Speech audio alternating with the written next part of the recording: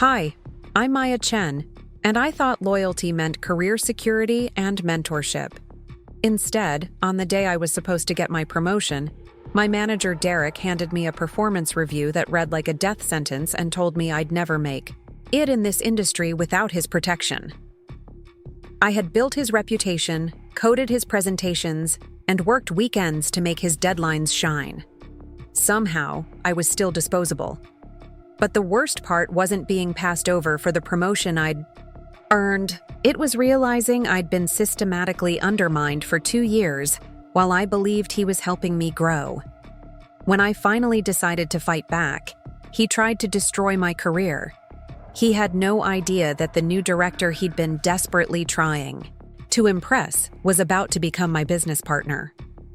Before we jump back in, tell us where you're tuning in from, and if this story touches you, make sure you're subscribed, because tomorrow, I've saved something extra special for you. The elevator hummed quietly as it climbed to the 15th floor of Meridian Tower, carrying me toward what I thought would be the most important meeting of my career. Outside the glass walls of downtown Austin, the November sky hung heavy with the promise of rain, casting the city in muted grays that matched my nervous energy. I clutched my portfolio tighter, feeling the weight of 2 years of late nights, successful project launches, and client praise condensed into those neat pages of documentation. TechFlow Solutions had been my home for 3 years. Ever since, I'd graduated with my computer science degree and landed what felt like a dream job in Austin's booming tech scene. The company specialized in digital transformation software, helping Fortune 500 companies modernize their operations, and I'd thrown myself into the work with the kind of enthusiasm that only comes from genuinely loving what you do. The open office buzzed with energy. Developers huddled around monitors debugging code while account managers fielded client calls. The familiar symphony of a company that never quite stopped moving. Derek Williams had been my direct supervisor since my second month, a tall man with perfectly styled brown hair and the kind of confident smile that made you want to trust him immediately. He had a corner office with floor-to-ceiling windows overlooking Lady Bird Lake, and when he'd first called me in for our initial one-on-one meeting, I'd felt like I was being welcomed into some exclusive inner circle. He spoke about mentorship and growth opportunities, about how he saw potential in me that others might miss, about how he'd personally ensure I had the support I needed to advance in the company. For 2 years, I believed every word of it. When Derek assigned me the most challenging projects, I saw it as faith in my abilities. When he asked me to stay late to help polish his presentations for the executive team, I viewed it as valuable exposure to high-level strategy. When he suggested I focus on the technical execution while he handled client relationships, I trusted that he was protecting me from political complexities I wasn't ready to navigate. I was grateful, dedicated, and completely blind to what was actually happening. The morning of my performance review, I arrived at the office early as always, settling into my desk in the open area where the development team worked. My workstation was organized chaos. 2 monitors displaying lines of code while sticky notes with client requirements created a colorful border around my keyboard. I'd spent the weekend preparing for this meeting, compiling a comprehensive portfolio of my contributions over the past year. The numbers were undeniable. The client satisfaction surveys I'd quietly requested spoke for themselves. The code repositories showed my fingerprints on every major feature release. Jamie Thompson, one of the senior developers who'd become a close friend, rolled her chair over to my desk with her usual morning coffee. Her dark hair was pulled back in a messy bun, and she wore the kind of vintage band t-shirt that somehow looked professional under her blazer. Jamie had been at TechFlow for 5 years and had watched the company evolve from scrappy startup to established player in the Austin tech scene. "Big day today," she said, settling beside me with the easy familiarity of someone who'd become like a sister over the past few years. "You nervous about the review?" I minimized my code editor and turned to face her, feeling that familiar flutter of anticipation mixed with anxiety. "Honestly, I think I'm ready. The metrics are solid, the client feedback has been incredible. and I've been leading the Morrison account implementation almost entirely on my own for the past 6 months." Jamie nodded, but something in her expression flickered, a shadow of concern she quickly masked with encouragement. "You've definitely earned it. That Morrison project alone probably saved the company $500,000 in potential penalties when their previous vendor bailed." The Morrison account had been my baby, a complex integration project for a manufacturing company that needed their legacy systems connected to modern cloud infrastructure. When their original development firm had suddenly shut down, leaving them with half-finished code and a deadline breathing down their necks, Derek had assigned me to clean up the mess. I'd worked 16-hour days for 3 weeks straight, reverse engineering broken code, rebuilding corrupted databases, and personally presenting progress updates to their CTO via video calls that stretched past midnight. The client had been so impressed with the turnaround that they'd not only extended their contract, but recommended TechFlow to 2 other companies in their network. The new business alone was worth over $2 million in revenue, and I had the email trail to prove that every significant decision and breakthrough had come from my keyboard. This performance review wasn't just about recognition. It was about finally getting the senior developer title and salary increase that would reflect my actual contributions to the company. At 10:30, my phone buzzed with a message from Derek's assistant. "Mr. Williams is ready for you in conference room B." I gathered my portfolio, straightened my blazer, and walked across the office toward the meeting rooms that lined the far wall. Conference room B was one of the smaller spaces, with a round table that could seat 6 and a whiteboard that still showed traces of marker from someone's earlier brainstorming session. Derek was already seated when I entered, his laptop open and a single manila folder placed precisely in front of the chair across from him. He looked up with that familiar smile, the one that had once made me feel like I was part of something important, but today it felt different somehow, colder, more calculated. "Maya, come in, sit down," he said, gesturing to the chair opposite him. "I know you've been looking forward to this conversation." I settled into the chair and placed my portfolio on the table, the comprehensive documentation of my achievements arranged in neat sections with color-coded tabs. It's been an incredible year, and I'm excited to discuss next steps for my role here." Derek nodded slowly, but instead of reaching for my portfolio, he slid the manila folder across the table toward me. "Before we get into that, I want to review your performance evaluation. I think it's important we're both clear on where things stand." Something in his tone made my stomach tighten, but I maintained my professional smile as I opened the folder. The performance review form stared back at me, filled out in Derek's precise handwriting, and the numbers made no sense. Where I'd expected ratings of exceeds expectations, I found meets expectations, and even a few needs improvement marks scattered throughout.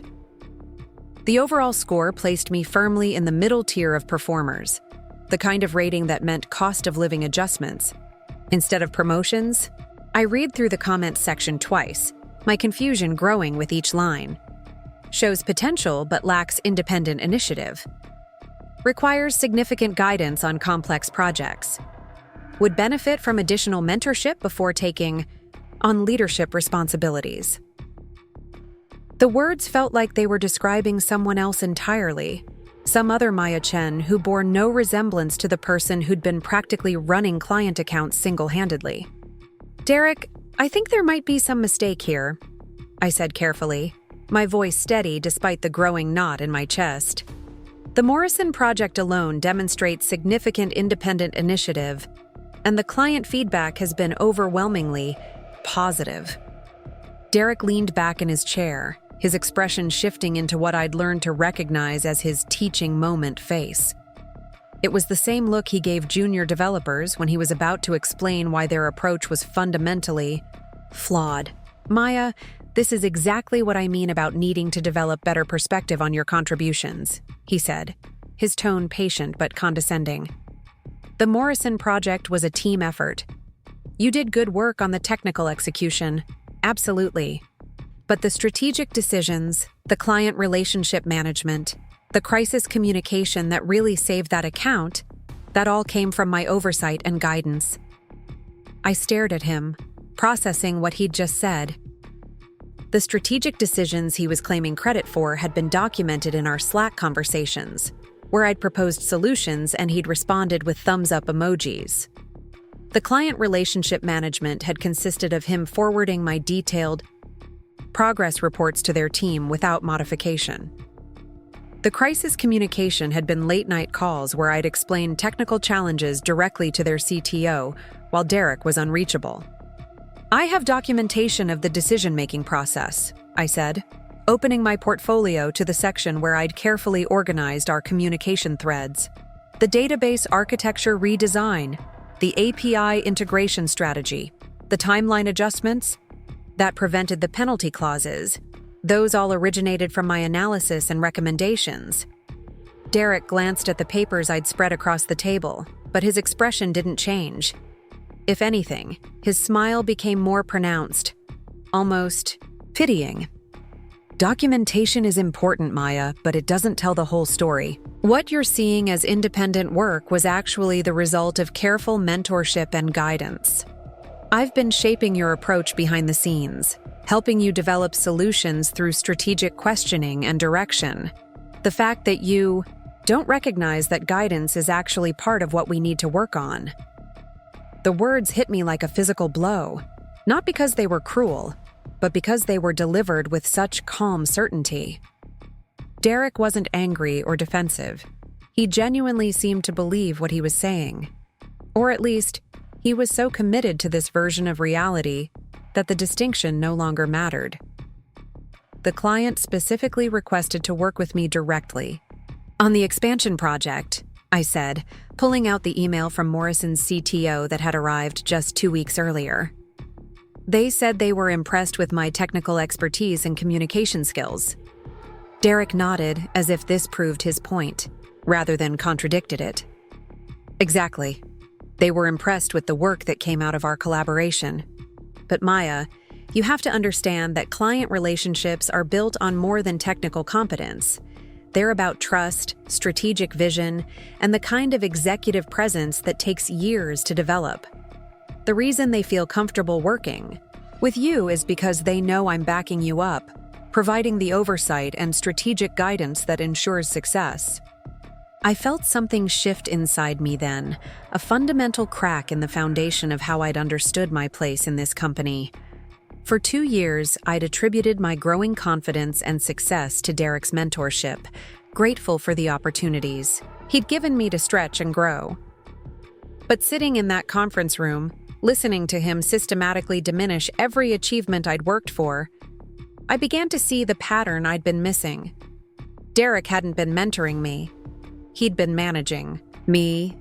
Every project I'd led had been presented to executives as his initiative.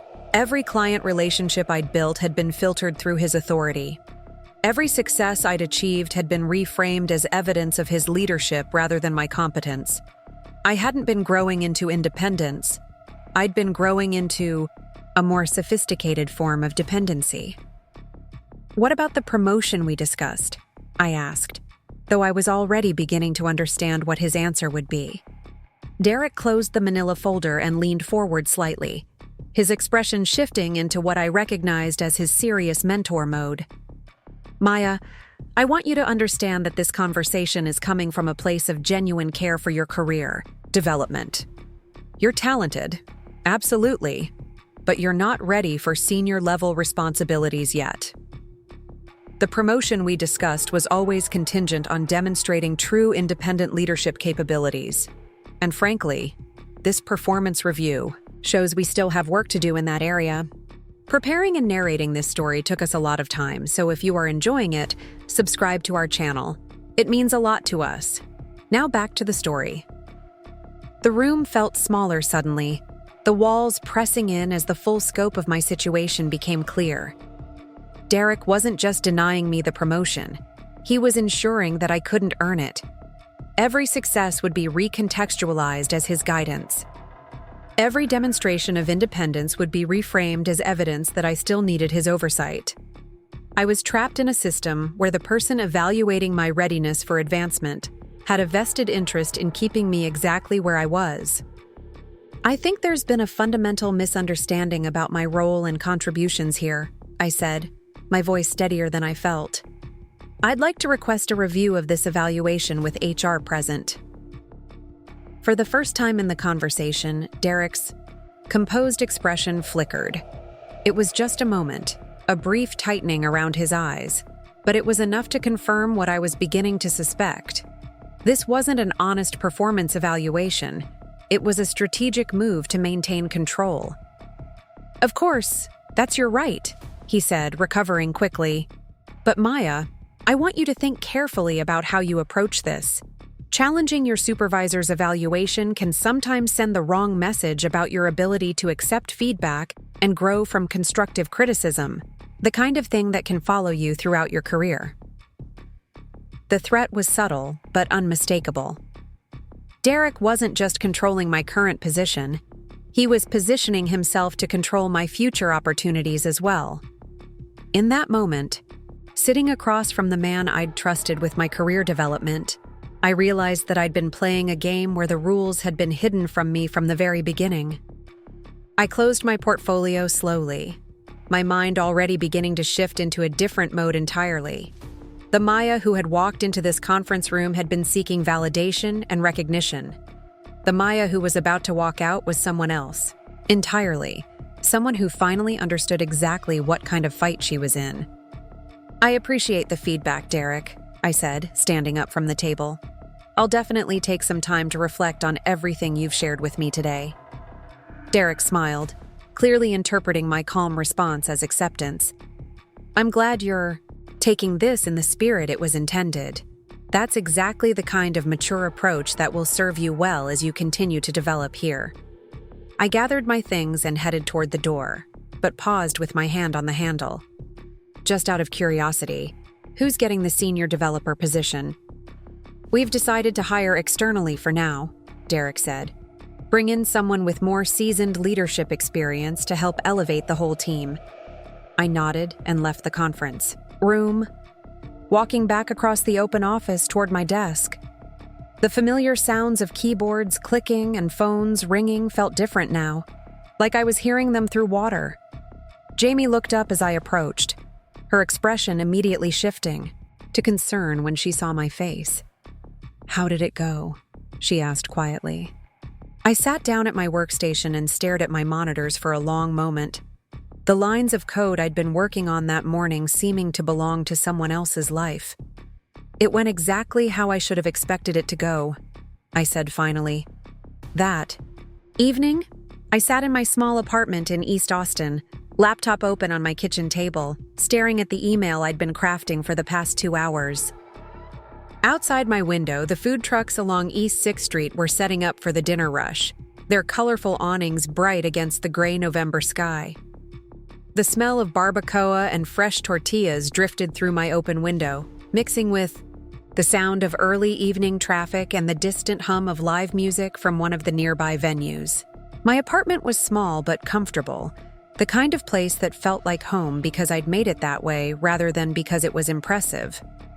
Bookshelves lined one wall, filled with programming manuals and sci-fi novels in equal measure.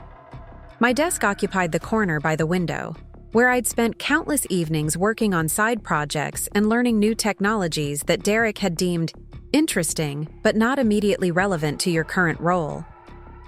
The email on my screen was addressed to Sarah Rodriguez, TechFlow's new director of technology, who'd been hired just 3 months earlier from a senior position at Indeed. I'd never spoken to her directly. Derek had made it clear that communication with the executive team should flow through proper channels, which meant through him. But tonight, proper channels felt like part of the problem rather than the solution. I'd spent the afternoon researching Sarah's background, reading interviews she'd given about technology leadership and her approach to team development. Everything I'd found suggested someone who valued direct communication and data-driven decision-making, someone who might actually be interested in understanding what was really happening 3 levels down in her organization.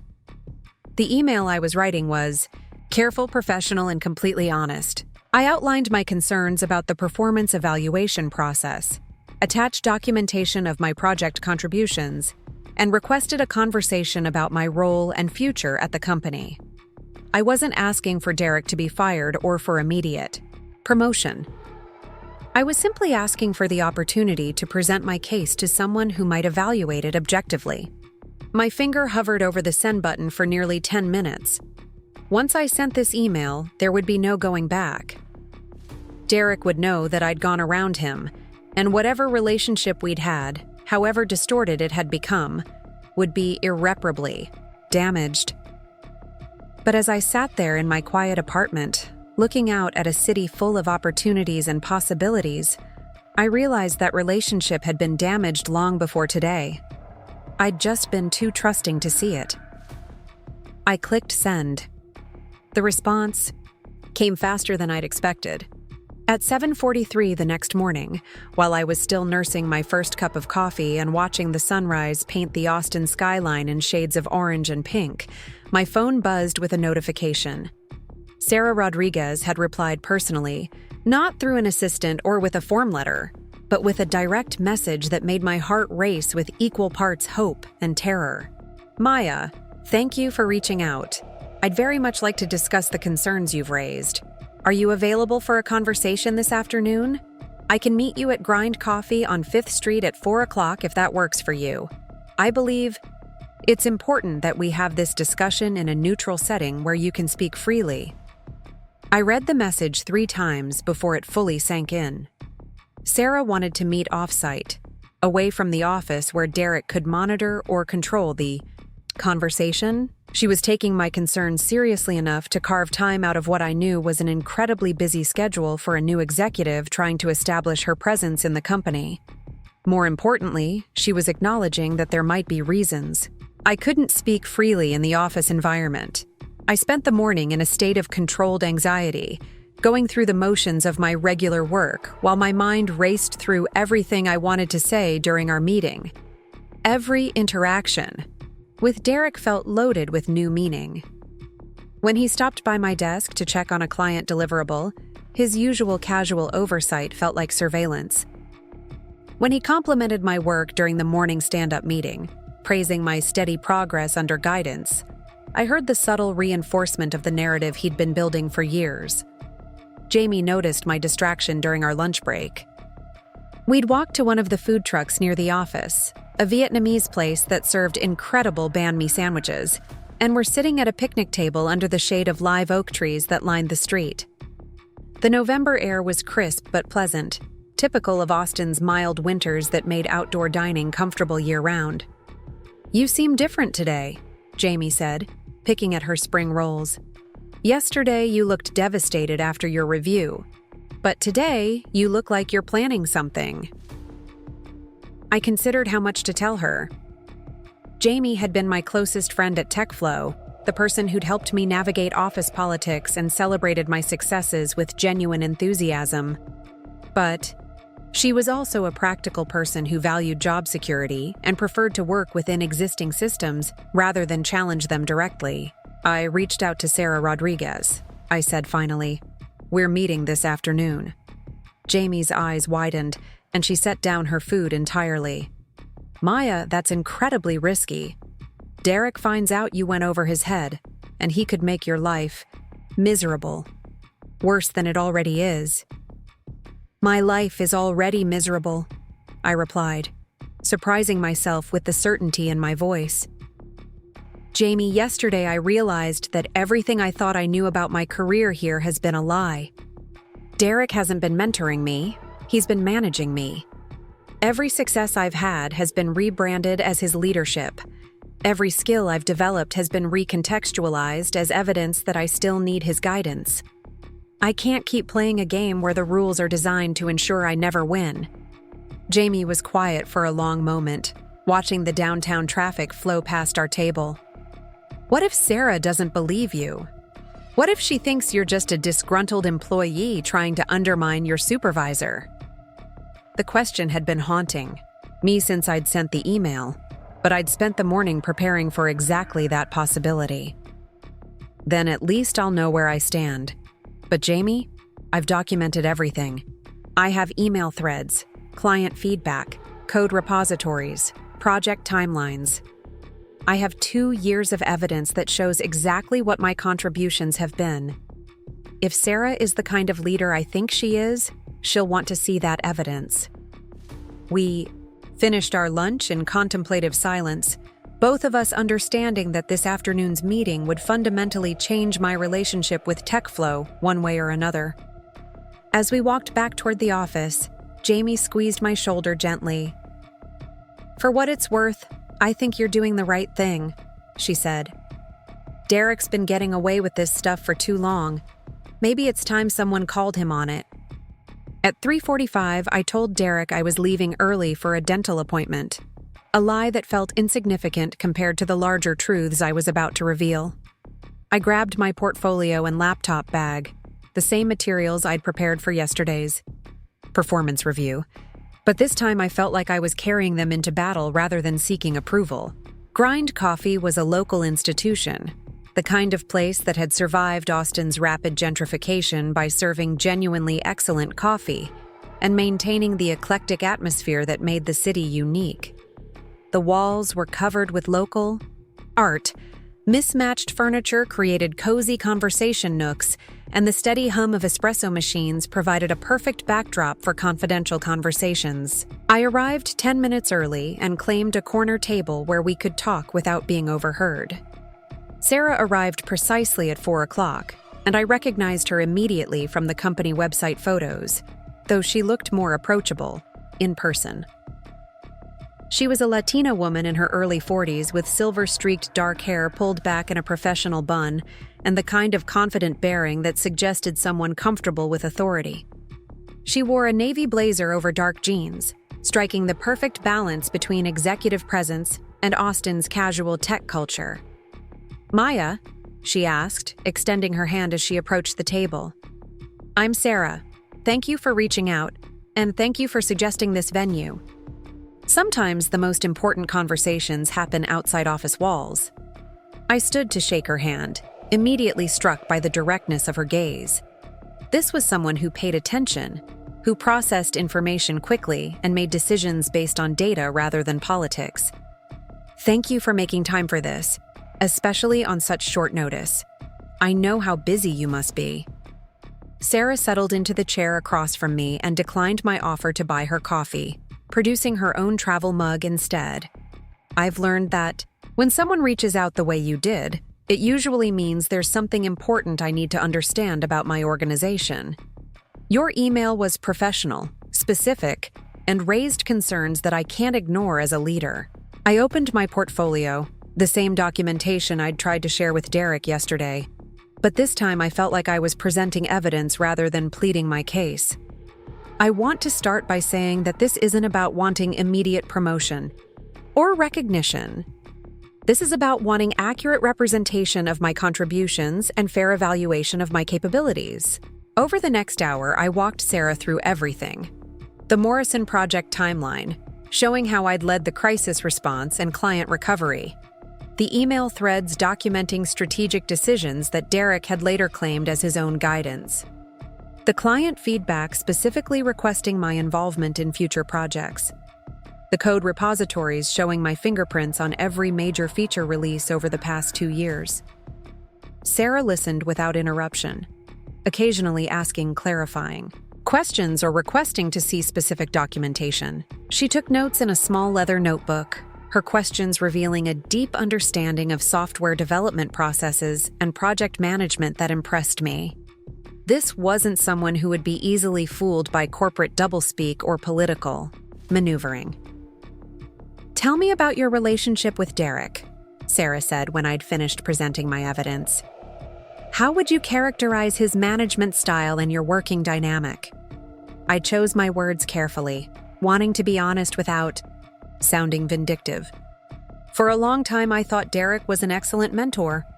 He gave me challenging projects, included me in important meetings, and seemed invested in my professional development. It wasn't until yesterday's performance review that I began to see the pattern differently. I described Derek's systematics approach to managing my narrative, how he'd positioned himself as the strategic mind behind my technical execution, how he'd gradually taken control of all client communications while allowing me to do the actual work. I explained how every demonstration of independence had been reframed as evidence that I still needed guidance, creating a catch-22 where I could never prove my readiness for advancement. The most frustrating part is that I genuinely believed I was learning from him, I said. I was grateful for what I thought was mentorship, and I worked harder to prove myself worthy of his investment in me. I didn't realize that my success was being used to build his reputation rather than my own. Sarah closed her notebook and leaned back in her chair, her expression thoughtful. Maya, I'm going to be direct with you. What you're describing is a pattern I've seen before in my career, and it's something I take very seriously.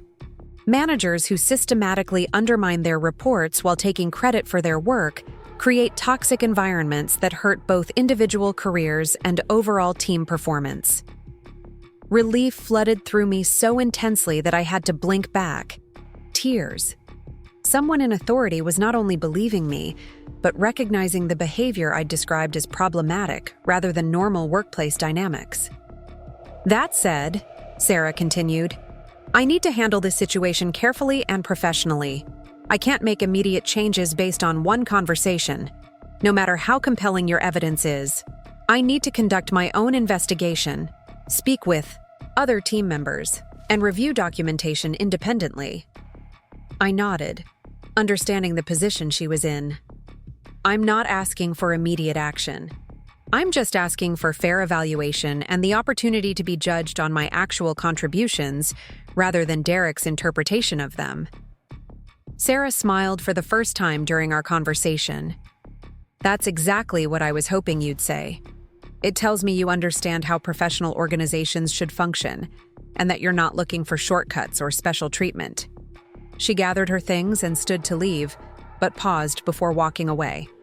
Maya, I want you to know that reaching out took courage, and the documentation you've prepared shows exactly the kind of thoroughness and attention to detail that I value in senior team members. Regardless of how this situation resolves, you should be proud of the work you've done and the professional manner in which you've handled a difficult situation. As I watched Sarah leave the coffee shop, I felt something I hadn't experienced in months. Hope. Not the desperate, pleading hope that had driven me to work longer hours and take on additional responsibilities, but the steady, confident hope that comes from knowing you've done the right thing and trusting the process to work. I spent the evening at my apartment, cooking dinner for the first time in weeks rather than grabbing takeout on my way home from another late night at the office.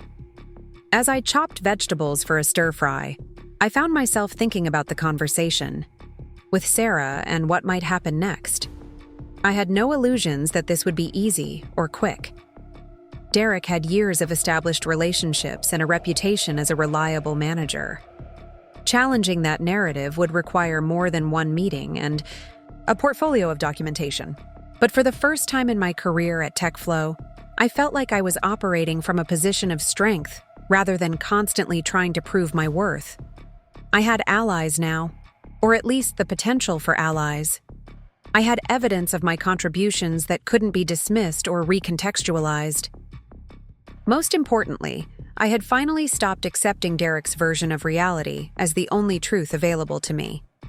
The next morning brought an unexpected development. I arrived at the office to find an email from Derek asking me to come to his office. First thing. The message was brief and professional, but something about the timing felt ominous. Had he somehow learned about my meeting with Sarah? Was this retaliation for challenging his authority?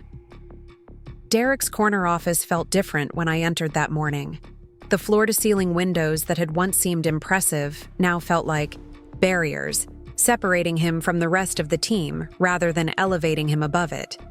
He was seated behind his desk, laptop open, with the kind of controlled expression that suggested he was working hard to manage whatever he was actually feeling.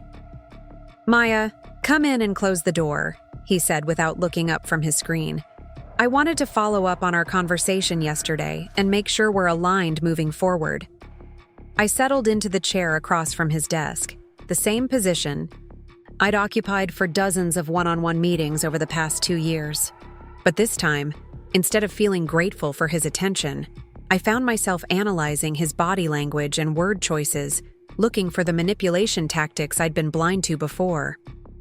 "I've been thinking about your feedback on the performance review," Derek continued, finally making eye contact.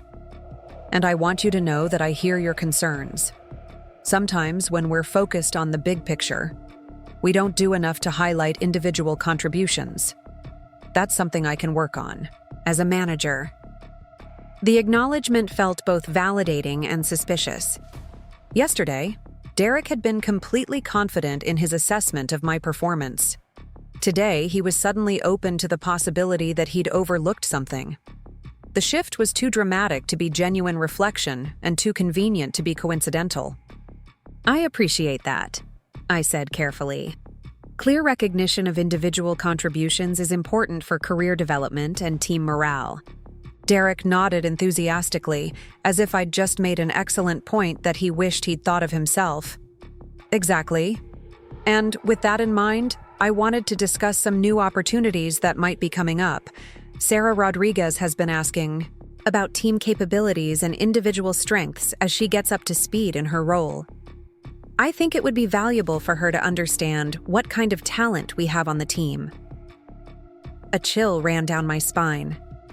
Derek was positioning himself to control my interaction with Sarah, to frame any conversation between us within the context of his authority and oversight. He was trying to get ahead of whatever investigation or evaluation process Sarah might be considering. "That sounds like a great opportunity," I said, keeping my voice neutral while my mind raced through the implications. "Direct visibility with executive leadership is always valuable for professional development." "I'm glad you see it that way," Derek said, his smile taking on that familiar quality I now recognized as condescending rather than warm. "Of course, it's important that we present a unified message about our team's capabilities and working relationships. Sarah is still new to the company culture, and we want to make sure she understands how our collaborative approach has driven our success." There it was. Derek wasn't offering me an opportunity. He was setting the boundaries for what I could say and how I could say it. He was making it clear that any conversation with Sarah should reinforce his narrative about our collaborative approach, rather than challenge his version of events. "I understand the importance of team cohesion," I replied, choosing my words carefully.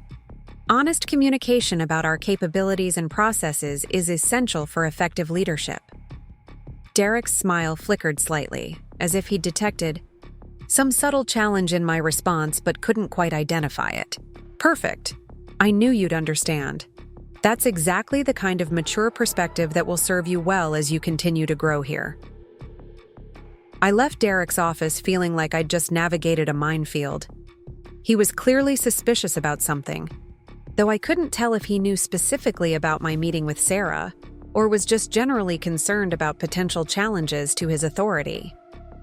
Either way, he was moving to control the narrative before it could get away from him. The rest of the week passed in a strange state of suspended tension. Derek was suddenly more attentive to my work, offering praise for projects he'd barely acknowledged before, and including me in meetings where I'd previously been excluded. To an outside observer, it might have looked like responsive management, an effort to address the concerns I'd raised in my performance review, but I could see it for what it was: damage control. Meanwhile, I noticed subtle changes in Sarah's presence around the office. She'd begun doing informal walkthroughs of the development area, stopping to chat with team members about their current projects. She attended our weekly stand-up meetings, asking thoughtful questions about technical challenges and implementation timelines. Most tellingly, she'd started scheduling individual coffee meetings with various team members, creating opportunities for one-on-one conversations away from the formal hierarchy. Jamie confirmed my suspicions during lunch on Friday. "Sarah asked to meet with me next week," she said as we sat in the break room, sharing a pizza from the place across the street. She said she wants to understand team dynamics and get perspectives from different levels of the organization. "What are you going to tell her?" I asked, though I was pretty sure I already knew the answer. Jamie was quiet for a moment, torn between loyalty to me and caution about workplace politics. "I'm going to tell her the truth," she said finally. "About Derek's management style, about how credit gets distributed, about the pattern of behavior we've all noticed but never really talked about openly." "That could be risky for you," I pointed out. "Derek has influence over your performance. Reviews too." "Maybe," Jamie agreed. "But Maya, watching what happened to you this week made me realize that staying silent isn't actually safer. It just ensures that the problem continues. If Sarah is trying to understand what's really happening on this team, she deserves honest information." That evening, I sat in my apartment reviewing everything that had happened since my performance review. In less than a week, I'd gone from feeling powerless and invisible to being part of what felt like a systemic evaluation of Derek's management practices. I hadn't asked for this kind of attention or investigation. I'd simply refused to accept an inaccurate assessment of my contributions. But somehow, that refusal had set in motion a process that was bigger than my individual situation. As I watched the sun set over Austin's skyline, painting the sky in brilliant shades of orange and purple, I realized that I was no longer the same person who'd walked into that performance review meeting. The Maya who'd sat across from Derek, desperate for his approval and validation, had been replaced by someone who understood her own worth independently of his recognition. The shift wasn't dramatic or sudden. It was quiet and fundamental, like bedrock settling into a more stable configuration. My phone buzzed with a text message from an unknown number. For a moment, my heart raced, wondering if somehow Derek had gotten my personal contact information and was trying to reach me outside of work channels. But when I opened the message, I found something completely unexpected. "Maya, this is Sarah Rodriguez. I hope you don't mind that I got your number from HR. I wanted to reach out directly to let you know that I'll be conducting a comprehensive review of team structures and management practices over the next few weeks.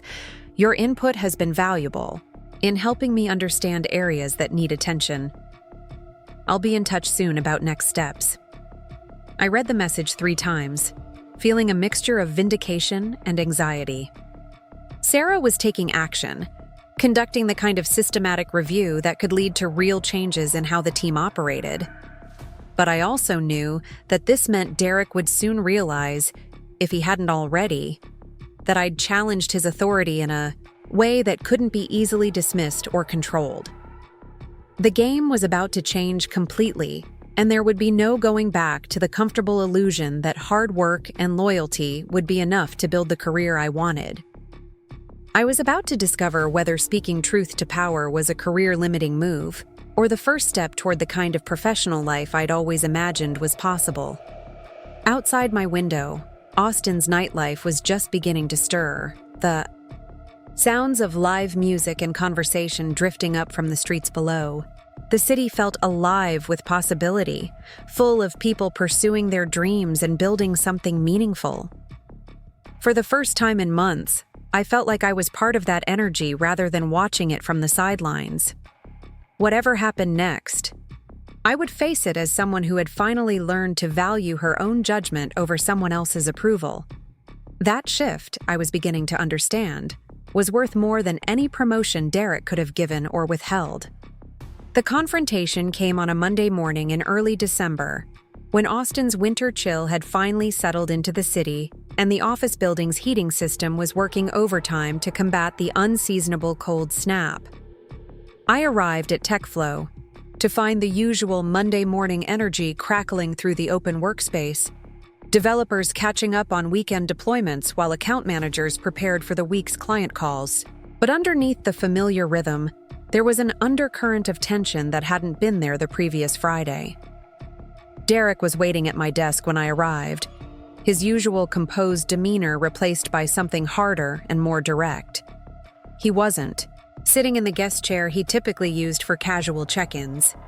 Instead, he stood beside my workstation with his arms crossed, his expression suggesting that whatever conversation we were about to have wouldn't be casual at all. "Maya, I need to speak with you immediately," he said without his usual pleasantries. "My office, now." The walk across the open floor felt longer than usual, and I was acutely aware of my coworkers glancing up from their monitors as we passed. Jamie caught my eye from her desk, her expression concerned but encouraging. Alex Park, one of the senior developers, gave me a subtle nod that somehow conveyed solidarity. The team had been buzzing with rumors all week about Sarah's individual meetings and her increased presence in our daily operations. Derek's office felt different this morning, charged with an energy that made the space seem smaller and more oppressive. He closed the door with deliberate care and gestured for me to sit, but remained standing himself, positioning himself behind his desk like a barrier between us. "I'm going to be direct with you, Maya, because I think we're past the point where diplomatic language serves either of us," Derek began, his voice steady but carrying an edge I'd never heard before. "I know you've been meeting with Sarah Rodriguez outside of proper channels. I know you've been sharing information about our team dynamics and management structure without discussing those concerns with me first." I felt my heart rate spike, but kept my expression neutral. Derek was fishing, trying to get me to confirm what he suspected rather than stating what he knew for certain. The distinction mattered because it meant Sarah had been careful about protecting our conversations while conducting her investigation. "I've been participating in the team evaluation process that Sarah is conducting," I said carefully, "along with other team members, as I understand it." Derek's jaw tightened, almost imperceptibly. "Don't play word games with me, Maya.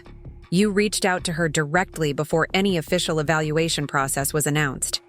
You presented materials and made claims about our working relationship without giving me the opportunity to provide context or clarification." The accusation hung in the air between us, and I realized this was the moment where I had to choose how to respond. I could apologize, try to smooth things over, attempt to restore the working relationship we'd had before. Or I could stand by my actions and accept whatever consequences Derek had in mind. "You're right," I said, meeting his gaze directly. "I did reach out to Sarah directly, and I presented documentation of my contributions and concerns about how my performance was being evaluated. I felt that was the appropriate course of action when I couldn't resolve those concerns through normal channels." Derek's composure cracked slightly, revealing a flash of anger that he quickly controlled. "Normal channels? Maya, I've been your direct supervisor for 2 years. I've provided guidance, mentorship, and support for your professional development. If you had concerns about your evaluation, the normal channel was to discuss them with me." "I tried that," I replied, feeling steadier than I'd expected. "During our performance review meeting, I presented evidence of my contributions and questioned the accuracy of the evaluation. You dismissed that evidence and reframed my achievements as examples of why I still needed more guidance." "Because you do still need guidance," Derek shot back, his professional mask slipping further. "Maya, you're talented, but you have a fundamentally flawed understanding of how business relationships work. You think that technical competence and individual achievement are enough to build a career, but you're missing the bigger picture about leadership, strategy, and organizational dynamics."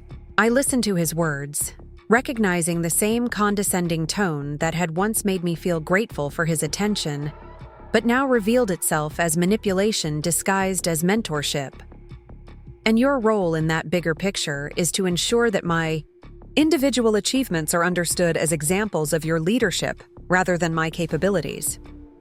Derek stared at me for a long moment, and I saw him recalculating his approach. The Maya he'd been managing for 2 years wouldn't have asked that question with such directness. Something fundamental had shifted in our dynamic, and he was trying to figure out how to regain control of the conversation. "My role is to develop talent and deliver results for this organization," he said. his voice taking on the rehearsed quality of someone falling back on corporate talking points. Everything I've done with you has been focused on helping you grow into the kind of professional who can succeed at higher levels of responsibility. By taking credit for my work and undermining my confidence in my own abilities.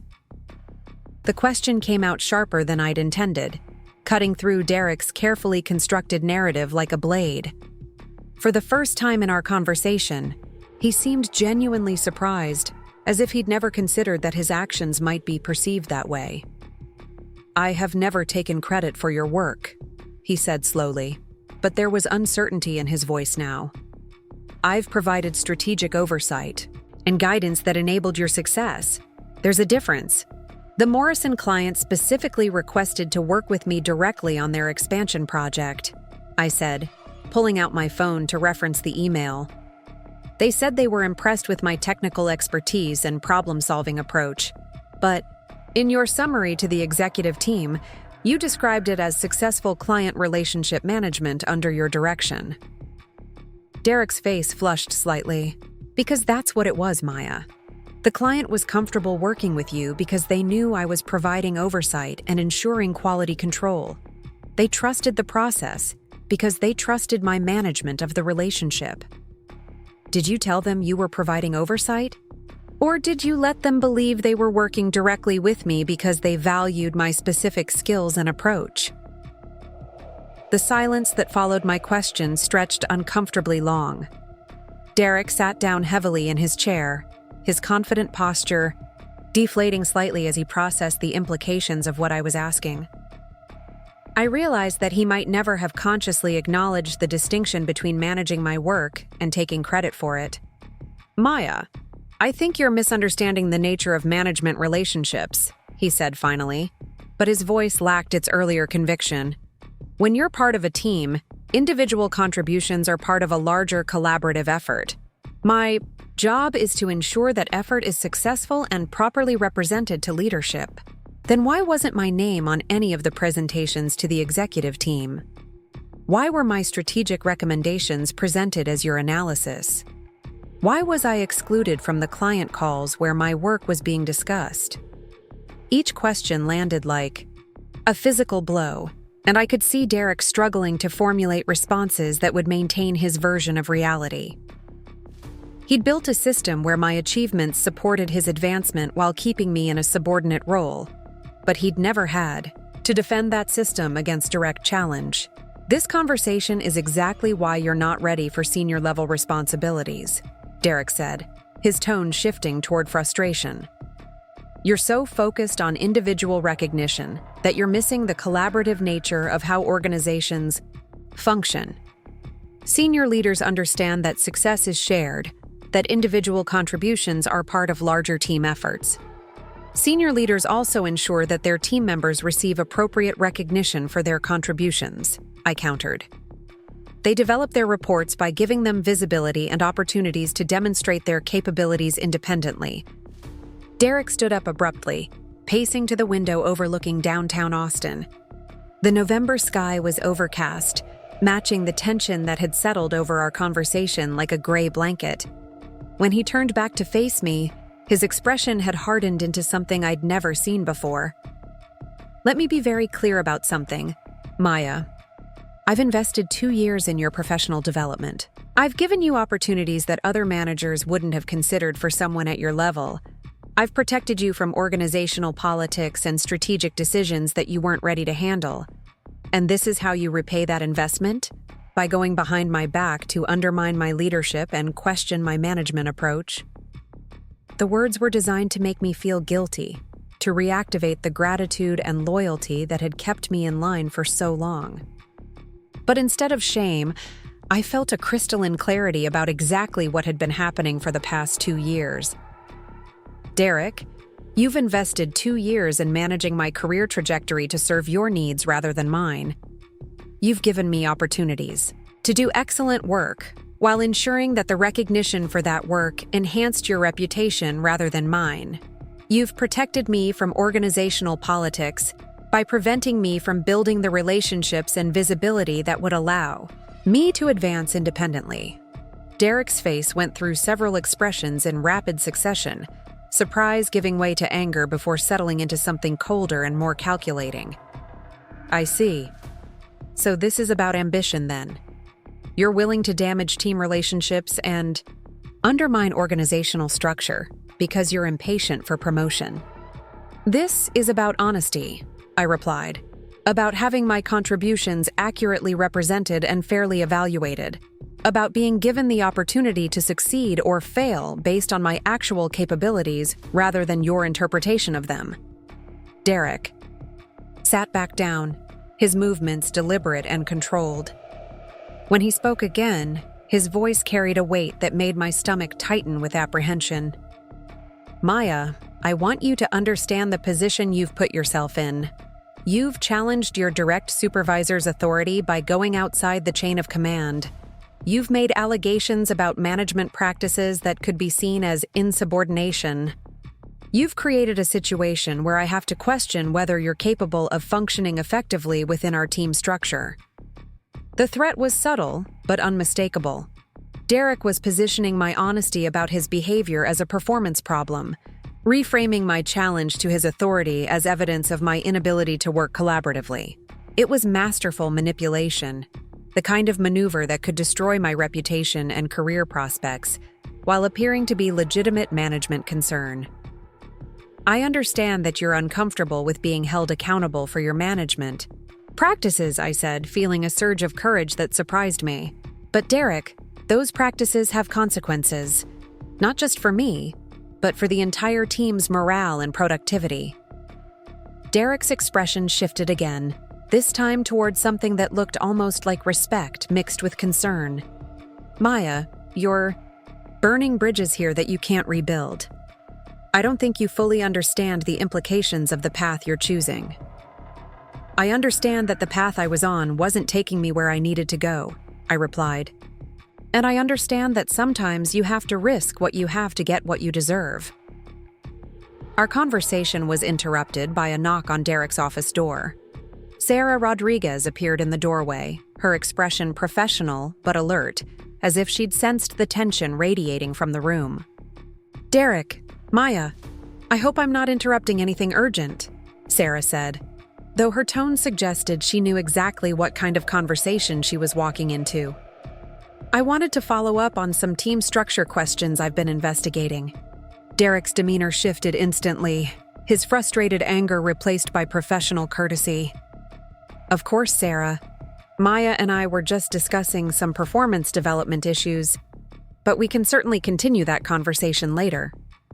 Sarah stepped fully into the office and closed the door behind her, a move that immediately changed the dynamics of the room. Actually, I think this might be an appropriate time to address some of the concerns that have been raised during my team evaluation process. I felt my pulse quicken. Sarah had been conducting her investigation carefully and methodically, but apparently she'd reached some conclusions that she was ready to discuss directly. I've spoken with several team members over the past 2 weeks, Sarah continued, settling into the chair next to mine and creating a configuration that put Derek on one side of his desk, while Sarah and I sat together on the other. I've reviewed project documentation, client feedback, and performance metrics. I've also examined communication patterns and decision-making processes within the team structure. Derek's face had gone carefully neutral, the expression of someone trying to anticipate where a conversation was heading while maintaining the appearance of confident cooperation. What I've found is a concerning pattern of misaligned recognition and unclear accountability, Sarah said, her voice steady and professional. There appears to be a significant disconnect between individual contributions and how those contributions are being represented to executive leadership. Derek leaned forward slightly. Sarah, I think there may be some misunderstanding about how our team collaboration works. We've developed a highly effective structure where individual strengths are leveraged within a coordinated strategic framework. Sarah nodded thoughtfully. I'm sure that was the intention. However, the documentation suggests that the coordination has been primarily flowing in one direction. Derek, can you help me understand why Maya's name doesn't appear on any of the executive summaries for projects where she was the primary technical lead? The question hung in the air like a challenge that couldn't be deflected or reframed. Derek's carefully maintained composure began to show cracks as he struggled to formulate a response that would sound reasonable. Executive summaries. Focus on strategic outcomes and management oversight rather than detailed technical execution, Derek said finally.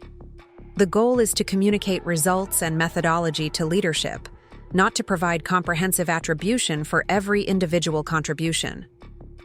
Sarah's expression didn't change, but I could sense her processing Derek's explanation and finding it inadequate.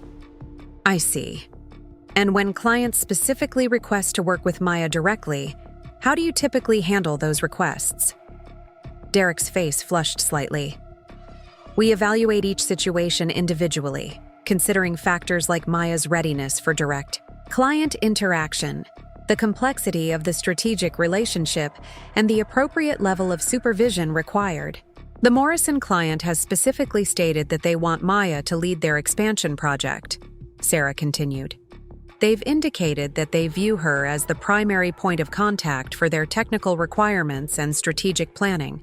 How would you propose handling that request under your current management structure? I watched Derek realize that Sarah had done her homework thoroughly, that she'd spoken directly with clients, and had documentation that contradicted his narrative about supervision and oversight. His confident explanation of team dynamics was crumbling under the weight of actual evidence. Obviously, we want to honor client preferences while ensuring appropriate support and quality control, Derek said, his voice becoming more cautious. I would need to evaluate the specific requirements and determine the best approach for managing Maya's involvement. Sarah turned to face me directly. Maya, how would you prefer to handle direct client relationships like the Morrison expansion project? The question was simple, but I understood that my answer would essentially define the kind of professional I wanted to be and the kind of career I was prepared to fight for. I'd prefer to manage those relationships directly, I said, my voice steadier than I felt, with appropriate coordination and communication within the team structure, but with clear accountability for my own client interactions and project outcomes. Sarah nodded, then turned back to Derek. That seems like a reasonable approach for someone with Maya's track record of client success and technical expertise. Do you see any obstacles to implementing that kind of structure? Derek was trapped between accepting a diminished role in managing my career and explicitly arguing that I couldn't handle responsibilities I'd already been handling successfully. Either choice would undermine his position, but in different ways. I think we could explore that approach, Derek said carefully, with appropriate transition planning and clear communication protocols. Sarah smiled, the kind of professional smile that indicated a decision had been made rather than a negotiation concluded. Excellent. I'll work with both of you to develop a revised team structure that provides more direct accountability and recognition alignment. Maya, I'd like to schedule a follow-up meeting with you this week to discuss your role in the Morrison expansion and other upcoming client projects. As Sarah prepared to leave Derek's office, she paused at the door and turned back toward us. I want both of you to understand that my goal here is to optimize team performance and ensure that TechFlow is developing talent effectively. The changes we implement will be designed to support everyone's professional growth while delivering better results for our clients. After Sarah left, Derek and I sat in silence for several minutes. The power dynamic that had defined our working relationship for 2 years had fundamentally shifted, but neither of us was entirely sure what would replace it. Maya, Derek said finally, his voice lacking its earlier edge. I hope you understand that this situation could have been handled differently. We could have worked together to address your concerns without involving executive leadership. We could have, I agreed, if you'd been willing to acknowledge the validity of those concerns when I raised them directly with you.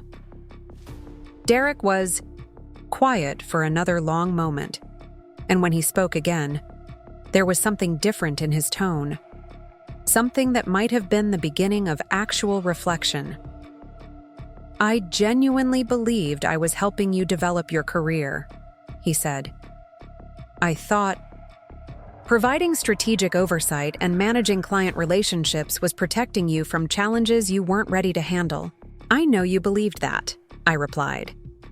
But Derek, the effect of that protection was to prevent me from developing the capabilities and relationships I needed to advance.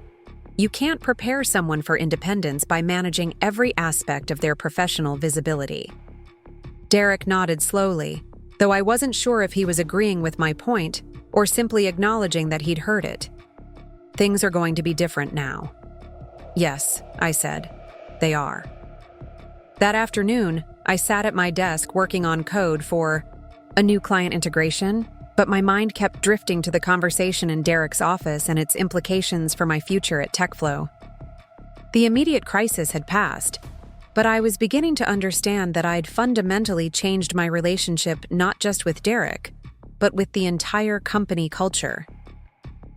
Jamie stopped by my desk during the afternoon coffee break, her expression mixing curiosity with concern. How did your meeting with Derek go this morning? The whole office could feel the tension. It went about as well as it could have, I said, saving my work and turning to face her. Sarah joined us partway through, and we discussed some changes to how client relationships and project recognition will be handled. Jamie's eyes widened. Changes? What kind of changes? I described the conversation carefully, focusing on the practical outcomes rather than the personal dynamics.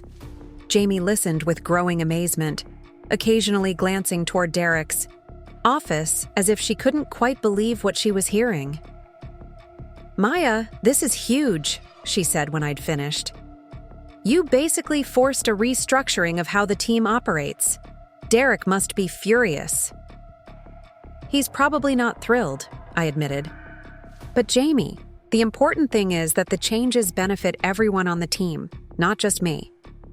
When recognition and accountability are properly aligned, it creates better opportunities for everyone to advance based on their actual contributions. Jamie was quiet for a moment, processing the implications. You're right, but you also just declared war on the way things have always worked here. Derek's not going to forget this, and he's not going to forgive it. I know, I said, but I've learned something important over the past few weeks. Sometimes the cost of keeping the peace is higher than the cost of fighting for what's right. As the afternoon progressed, I noticed subtle changes in the office dynamics. Conversations seemed to pause when Derek walked by, and there was an undercurrent of anticipation that suggested word was spreading about the morning's developments. Alex Park stopped by my desk to ask if I was okay, and several other team members made casual inquiries that suggested they knew something significant had happened. But the most telling change was in Derek's behavior. He'd always been visible and engaged with the team, moving through the office space and inserting himself into various conversations and decision-making processes. Today, he stayed primarily in his office, emerging only for scheduled meetings, and maintaining a professional but distant demeanor that was completely unlike his usual management style. I realized that Derek was probably processing the same fundamental shift that I was experiencing, but from the opposite perspective. For 2 years, he'd operated within a system where his authority was unquestioned, and his interpretation of events was accepted as definitive. Now, suddenly, his management practices were being scrutinized and found wanting by executive leadership. As I packed up my things at the end of the day, I felt a complex mixture of relief, apprehension, and determination. The immediate crisis with Derek had been resolved, but I was beginning to understand that I'd initiated changes that would ripple through TechFlow's culture in ways I couldn't fully predict or control. Walking out of the Meridian Tower into Austin's crisp December evening, I found myself thinking about the conversation with Sarah and what it meant for my future. For the first time in my career, I would be managing client relationships directly, with clear accountability for my own outcomes and recognition for my own achievements. It was both exciting and terrifying, the kind of opportunity I'd been working toward for years, but had never been given the chance to pursue. The downtown, Streets were busy with evening commuters and early dinner crowds, the energy of a city transitioning from workday to evening entertainment. Food trucks were setting up along the sidewalks, and the sound of live music drifted from the bars and venues that made Austin's nightlife famous. I decided to walk home rather than take the bus, needing the time and physical movement to process everything that had happened. As I made my way through the familiar neighborhoods toward my apartment in East Austin, I thought about the conversation I'd had with Derek and the moment when his confident narrative about mentorship and guidance had crumbled under direct questioning. I'd spent 2 years accepting his version of reality, grateful for what I believed was his investment in my professional development. But today, I'd finally forced him to defend that version against evidence and logic, and it had proven to be built on foundations that couldn't support serious scrutiny. The realization was both liberating and sobering. If I'd been wrong about Derek for so long, what other assumptions about my career and my capabilities might be equally flawed? How many other opportunities had I missed because I'd accepted someone else's assessment of my readiness rather than trusting my own judgment? My phone buzzed with a text message from Sarah. "Maya, excellent work today in navigating a difficult conversation professionally. I'd like to schedule our follow-up meeting for Wednesday afternoon. We have some exciting opportunities to discuss." I smiled as I read the message, feeling a sense of validation that went beyond the professional recognition. Sarah had seen me handle conflict and pressure, and her response was to offer more responsibility and opportunity, rather than to question my ability to work collaboratively. It was exactly the kind of leadership response I'd been hoping for, but hadn't quite dared to expect. As I climbed the stairs to my apartment, I realized that today had marked a fundamental turning point in my career. Not just because of the specific changes that would be implemented at TechFlow, but because I'd finally learned to value my own assessment of my capabilities over someone else's management of my professional narrative. The Maya who had walked into Derek's office that morning had been prepared for confrontation, but uncertain about the outcome. The Maya who was unlocking her apartment door tonight knew exactly what kind of professional she wanted to become, and was prepared to do whatever it took to make that vision a reality. Tomorrow would bring new challenges and opportunities, but for the first time in months, I was looking forward to finding out what those might be. The transformation began with small victories that accumulated into something much larger than I'd anticipated. Within 2 weeks of my conversation with Sarah, I was leading client calls that Derek had previously managed, presenting technical solutions directly to executive teams, and making strategic decisions about project timelines and resource allocation. The Morrison expansion project had become my primary responsibility, with Derek's involvement limited to periodic status updates that felt more like courtesy briefings than actual oversight. But the real change wasn't in my official responsibilities. It was in how other people at TechFlow began to interact with me. Colleagues who had previously directed technical questions through Derek started approaching me directly. Account managers began including me in initial client discovery meetings. Sarah started copying me on strategic planning emails that had previously been limited to senior management. I was being treated like the professional I'd always been, rather than the subordinate Derek had positioned me to appear. The shift was most evident during our weekly team meetings. For 2 years, Derek had dominated these sessions, presenting project updates and strategic initiatives while the rest of us provided supporting details when requested. Now, Sarah had restructured the meetings to include direct reports from each project lead, with managers providing context and coordination, rather than comprehensive summaries. The change seemed subtle to outside observers, but for those of us who had been excluded from decision-making conversations, it was revolutionary. During the first meeting under the new structure, I presented the Morrison expansion timeline and budget projections directly to the assembled team. As I walked through the technical challenges and proposed solutions, I could see Derek shifting uncomfortably in his chair, his jaw tight with what looked like suppressed frustration.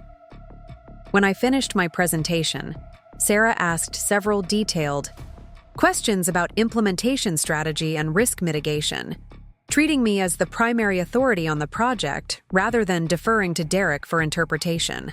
"Maya, this looks like an aggressive timeline," Sarah said, reviewing the project schedule on her laptop. "What's your confidence level in meeting these deadlines?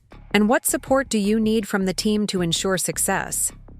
The question was exactly the kind of strategic inquiry that Derek had always fielded on my behalf, reframing my technical work within his broader management narrative.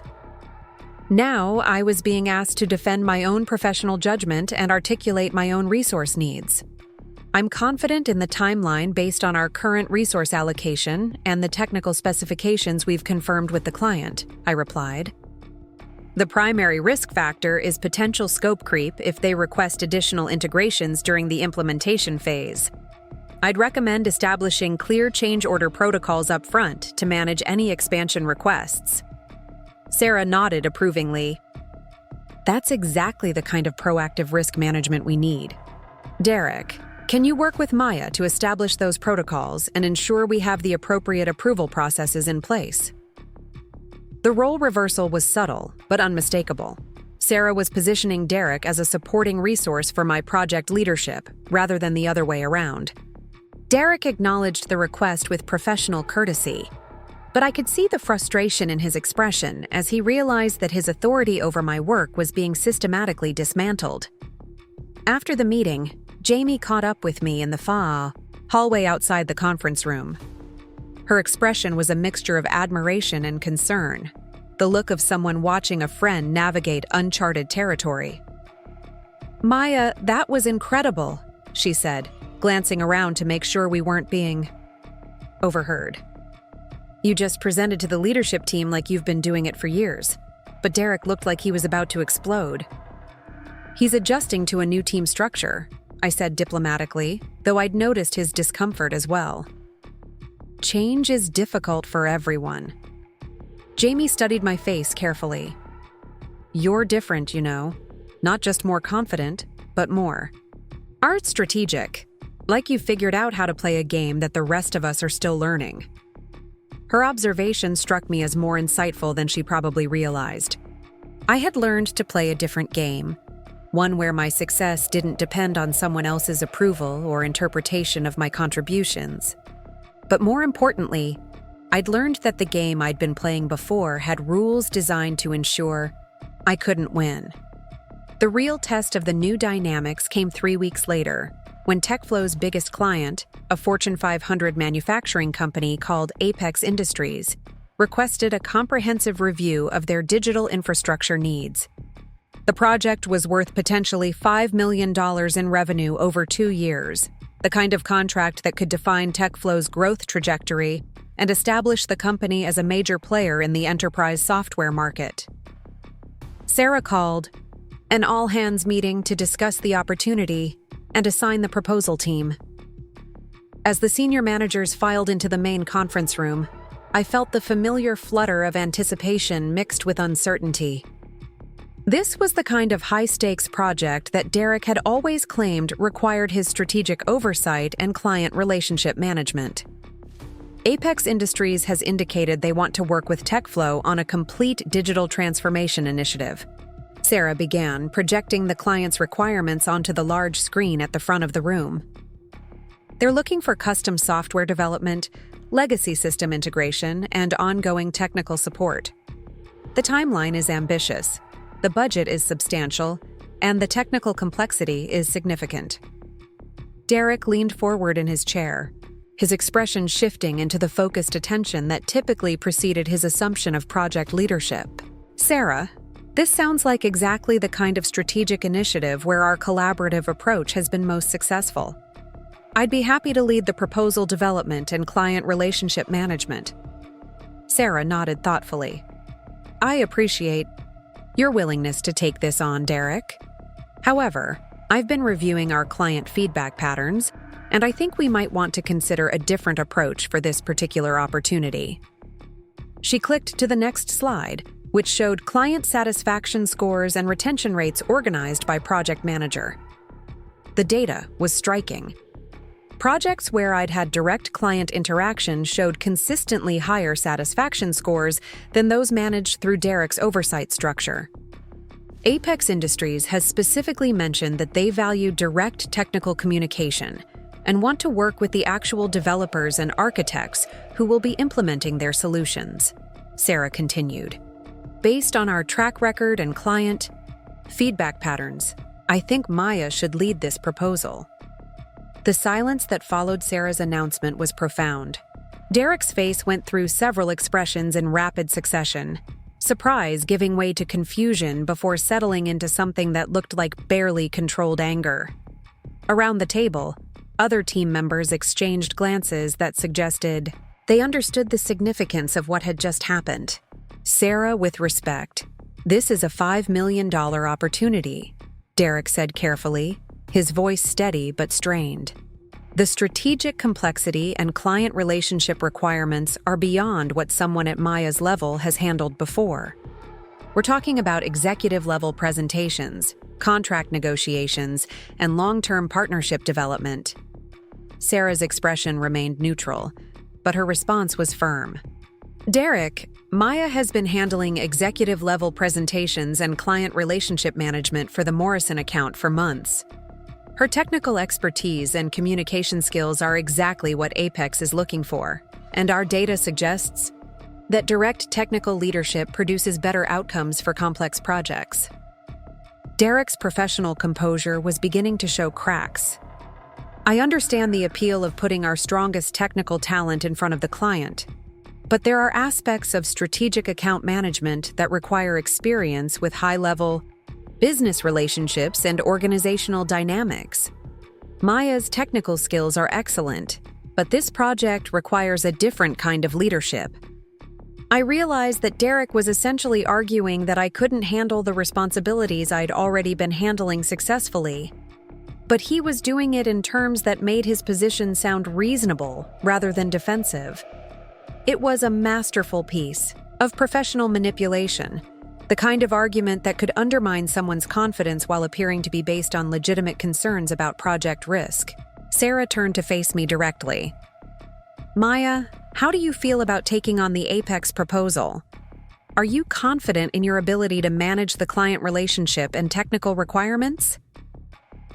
The question was simple, but I understood that my answer would determine not just my role on this project, but my entire future trajectory at TechFlow. Derek had spent 2 years positioning me as someone who needed guidance and oversight.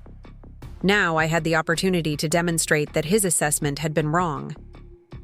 I'm confident in my ability to lead this project, I said, my voice steadier than I felt.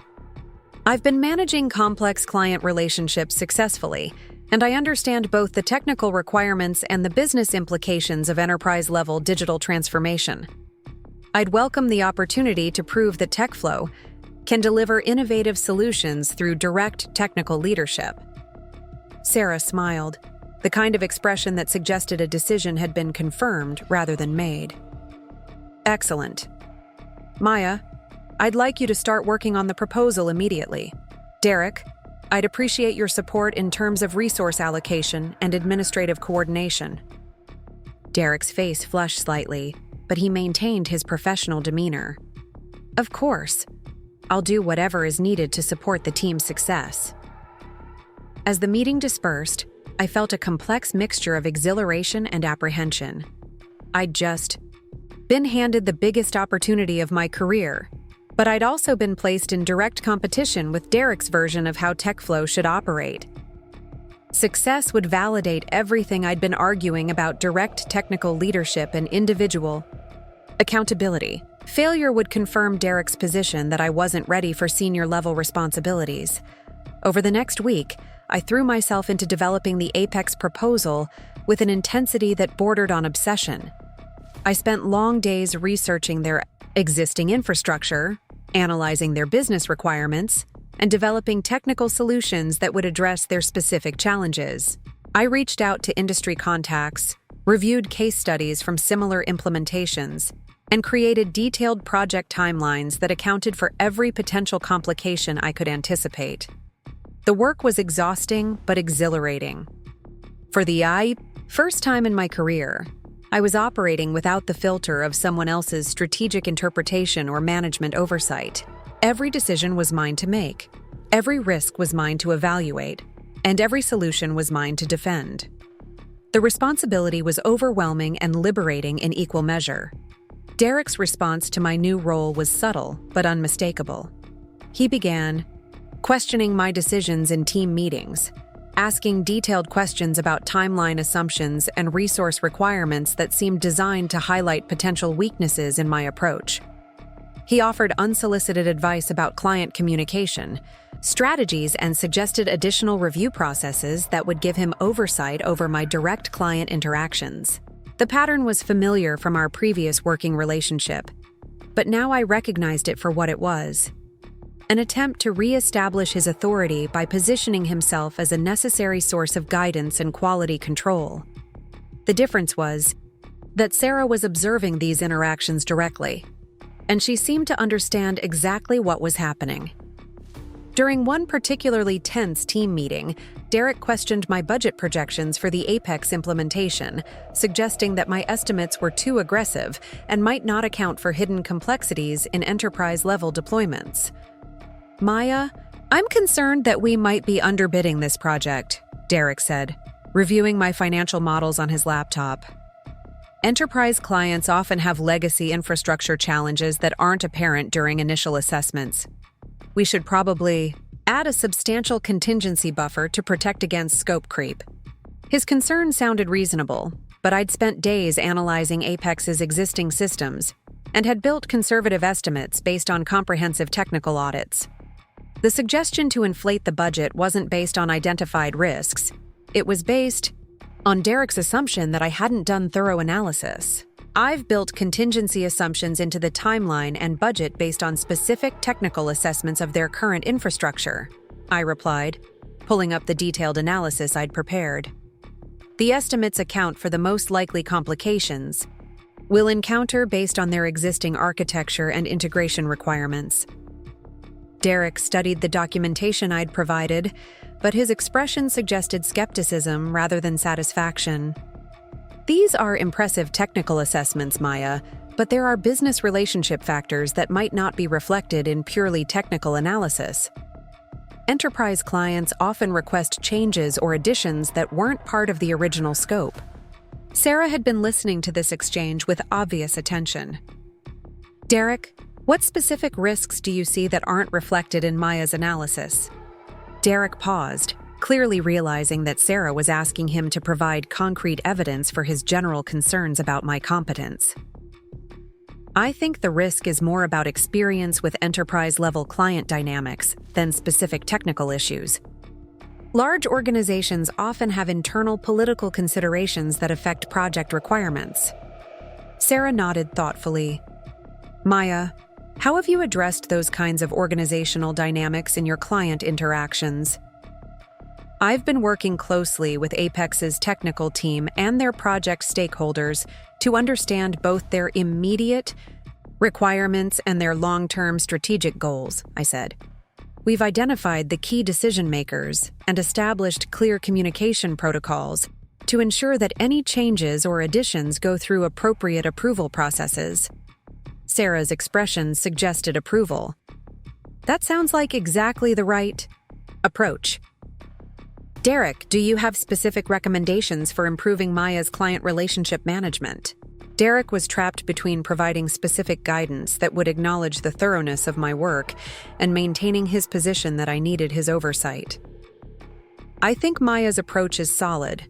I just want to ensure we have appropriate review processes in place to catch any issues before they affect the client relationship." "What kind of review processes are you thinking about?" Sarah asked. "Regular check-ins with senior management, review of client communications, oversight of major decisions," Derek replied, essentially describing a return to the management structure that Sarah had already dismantled. Sarah was quiet for a moment, and I could see her processing Derek's request within the context of everything that had happened over the past month. "Derek, I appreciate your commitment to quality control, but I think Maya has demonstrated her ability to manage client relationships and technical decisions independently. Let's allow her to operate with direct accountability and see how the Apex proposal develops. Derek's face tightened almost imperceptibly, but he nodded with professional courtesy. Of course, I'm here to support whatever approach you think is best. After the meeting, I realized that Derek's attempts to reestablish oversight were having the opposite effect of what he intended. Instead of highlighting my need for guidance, his questioning was demonstrating to Sarah that his concerns were based on assumptions rather than evidence. Each time he suggested that I wasn't ready for certain responsibilities, I was able to provide documentation that proved I'd already been handling those responsibilities successfully. The dynamic shift became even more apparent when Apex Industries scheduled their initial presentation meeting. I'd spent 2 weeks developing a comprehensive proposal that addressed their technical requirements, timeline expectations, and budget constraints. The presentation was scheduled for the following Friday, with Apex's CTO, IT director, and project management team attending via video conference. Derek approached me on Thursday afternoon as I was finalizing my presentation materials. His expression was carefully neutral, but there was tension in his posture that suggested he was struggling with whatever he'd come to discuss. "Maya, I wanted to touch base with you about tomorrow's presentation," he said, settling into the chair beside my desk.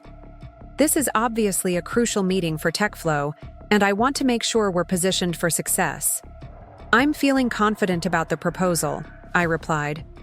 "The technical solutions address their specific requirements, and the timeline is realistic based on our resource allocation." Derek nodded, but his expression suggested he had additional concerns. "I'm sure your technical analysis is solid. I'm more worried about the business relationship aspects of the presentation. Apex's leadership team will be evaluating not just our technical capabilities, but our organizational maturity and strategic partnership potential." I understood what Derek was really saying. He was concerned that I would make TechFlow look small or inexperienced by presenting technical solutions without the kind of corporate polish that he brought to client interactions. His worry wasn't about my competence. It was about his own relevance in a world where technical expertise was valued over management oversight. "Derek, I've been presenting to enterprise clients for months," I said. "I understand how to communicate technical solutions in business terms and how to position TechFlow as a strategic partner rather than just a vendor."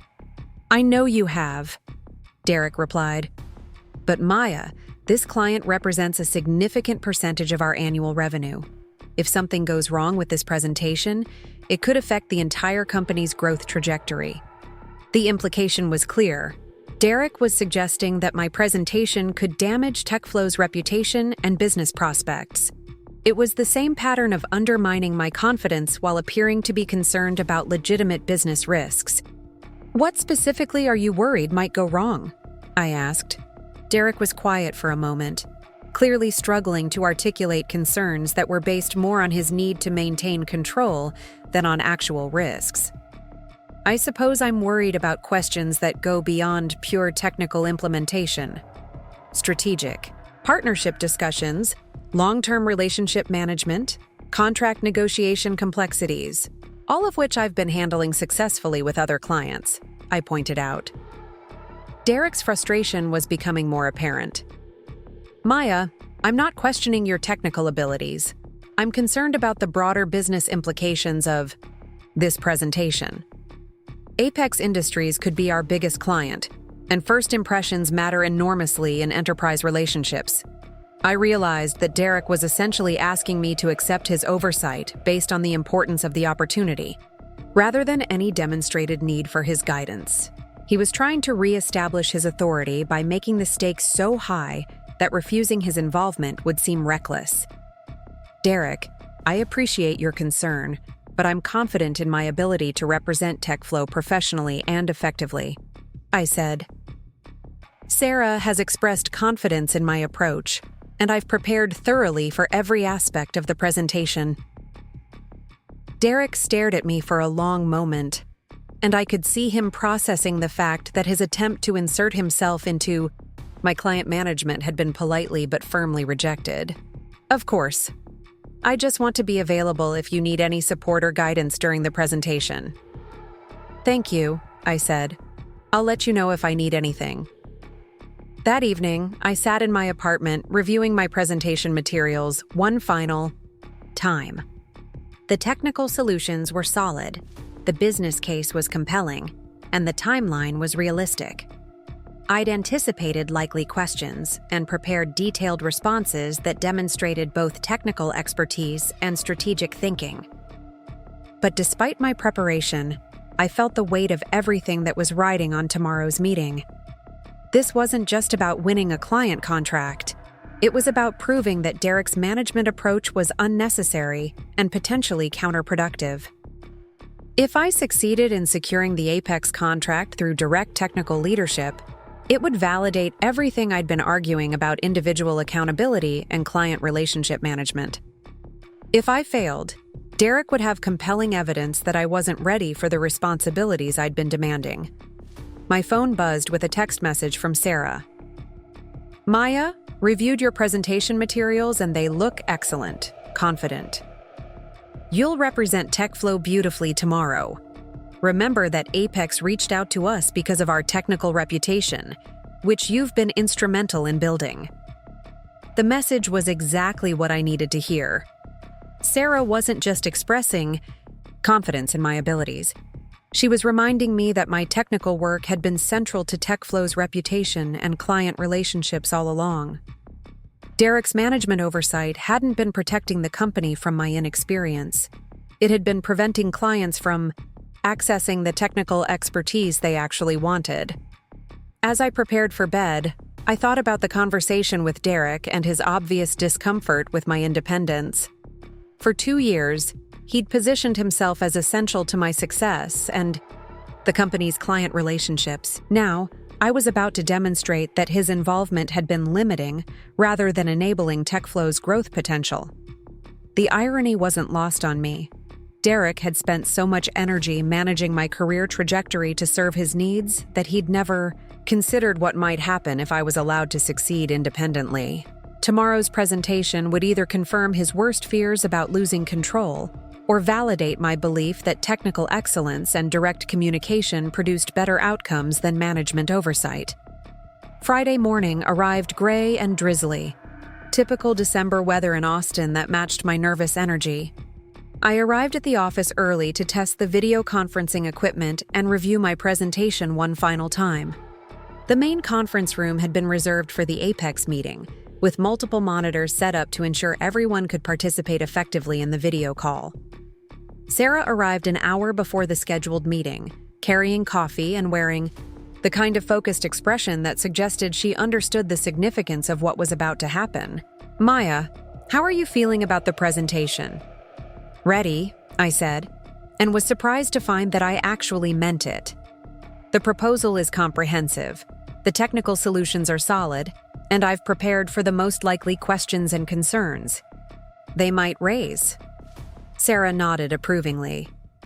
That's exactly the kind of preparation that wins enterprise contracts. Maya, I want you to know that regardless of how this meeting goes, you've already proven your ability to lead complex client relationships.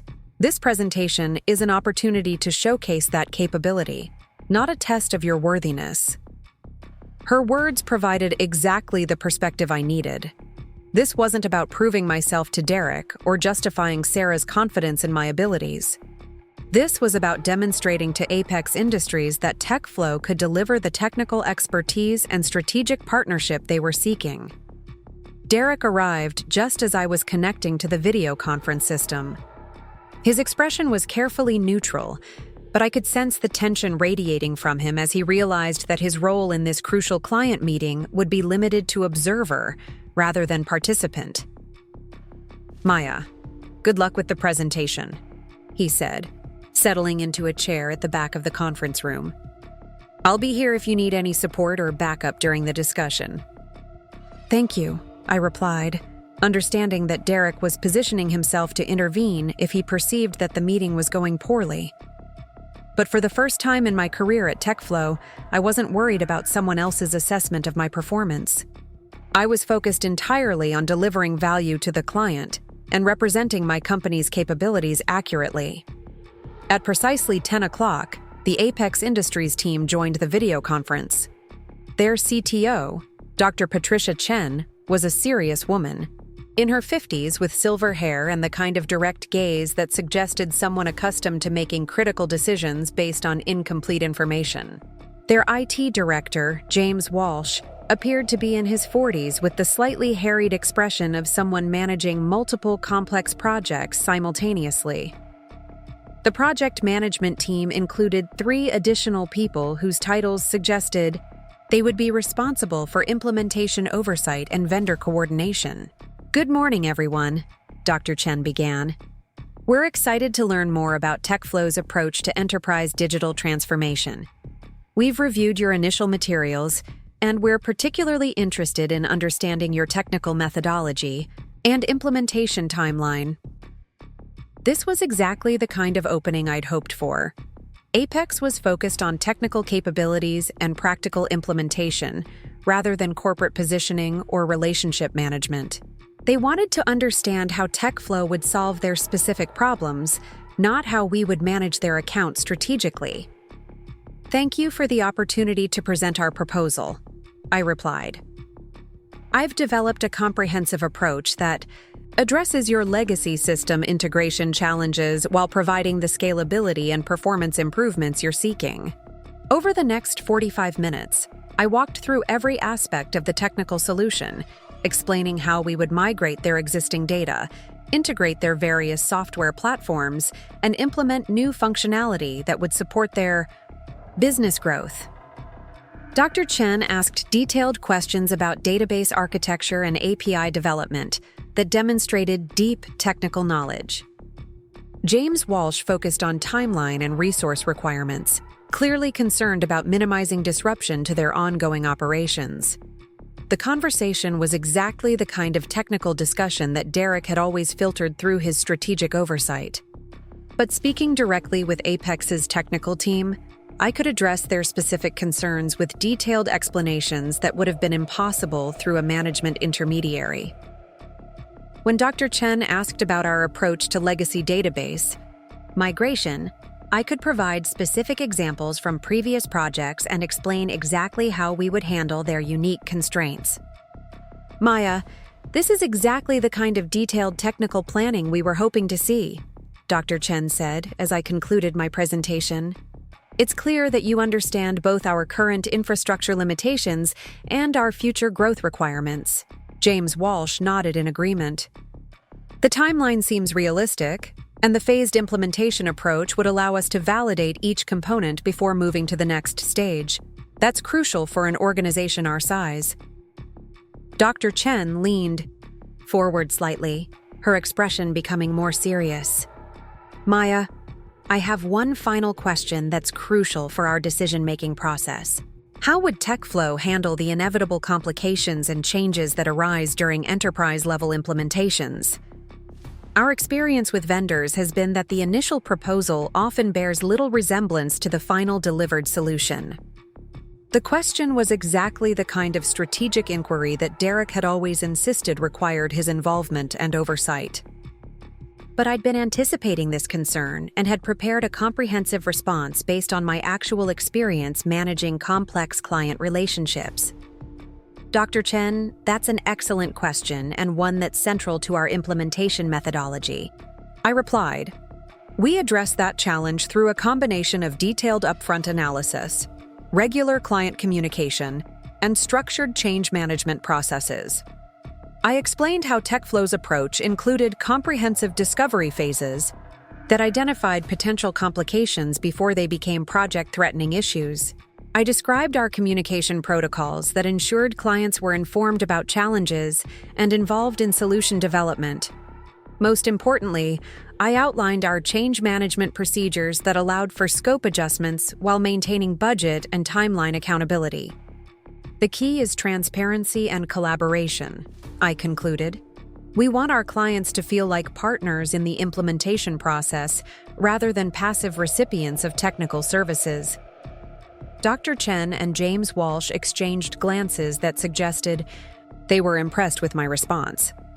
Maya, that's exactly the kind of partnership approach we're looking for, Dr. Chen said. Too many vendors treat implementation as a black box process where the client has to trust that everything will work out correctly. As the meeting concluded, Apex's team expressed strong interest in moving forward with TechFlow's proposal. They requested additional technical documentation and indicated they would be making a final decision within 2 weeks.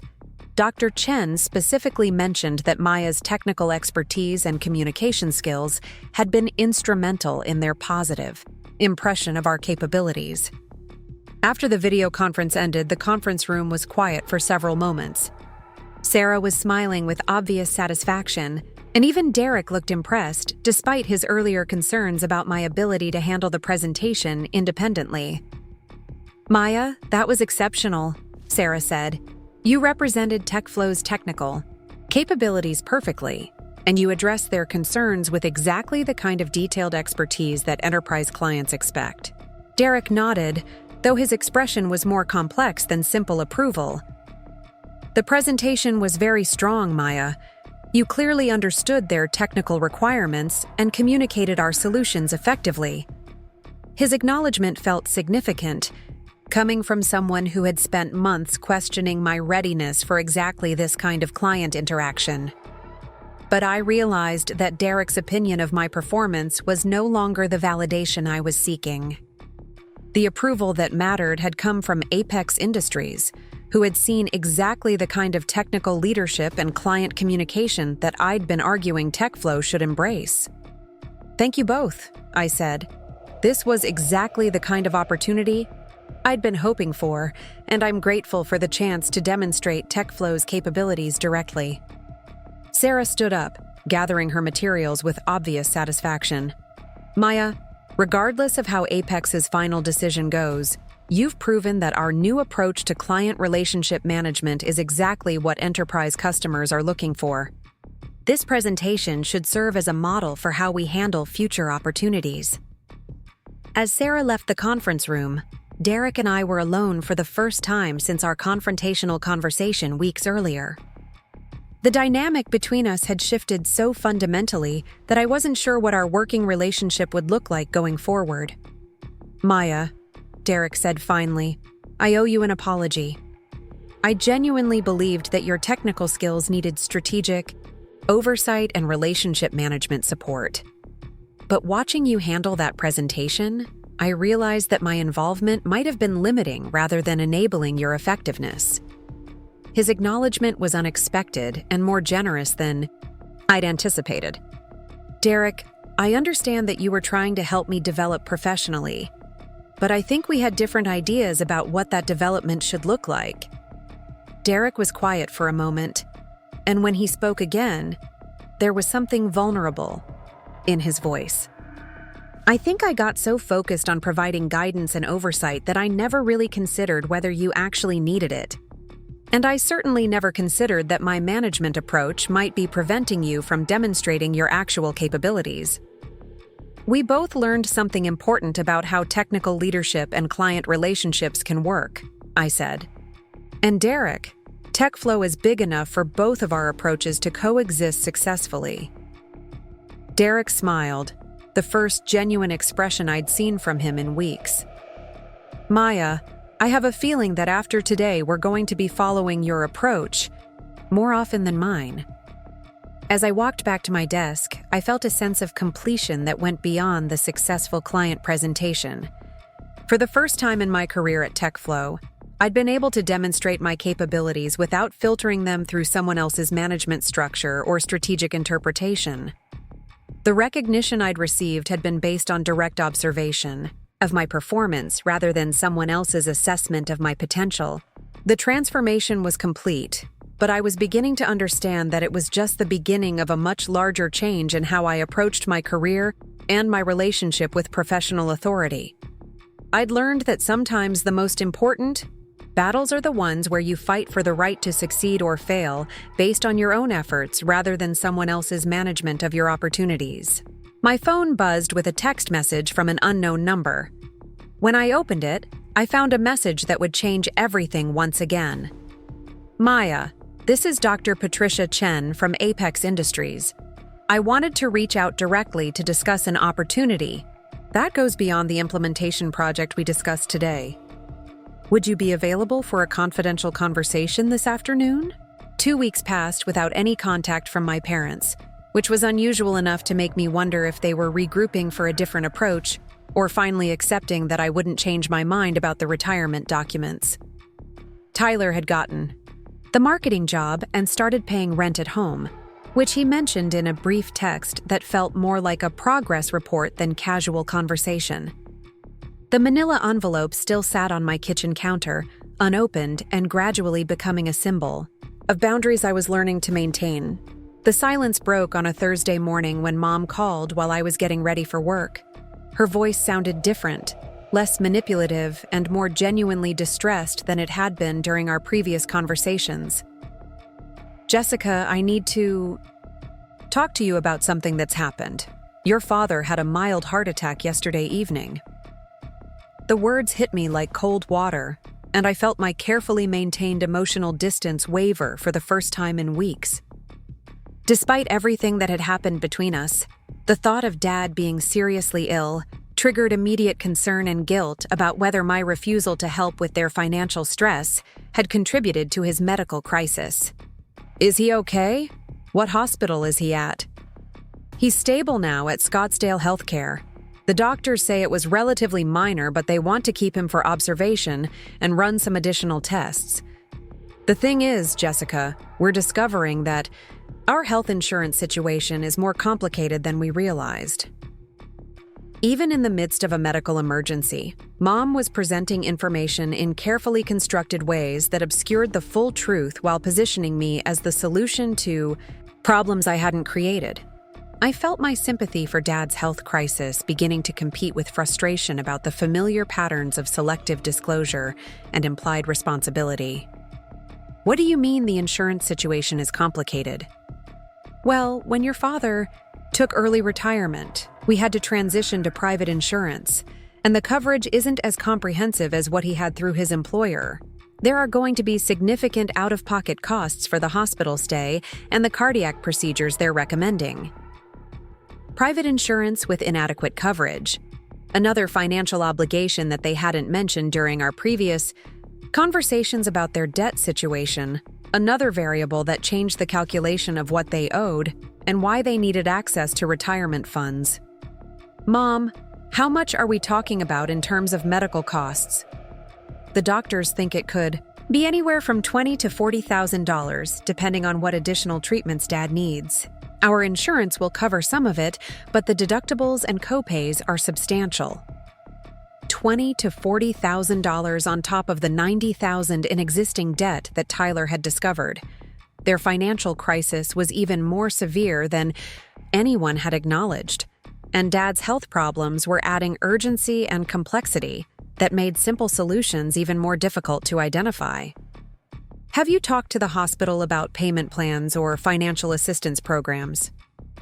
We're looking into that, but Jessica, this situation makes accessing the retirement funds even more critical. We need those resources to cover Dad's medical care and get our financial situation stabilized. There it was, the medical emergency being used to justify the same retirement account withdrawals that I had already refused to co-sign.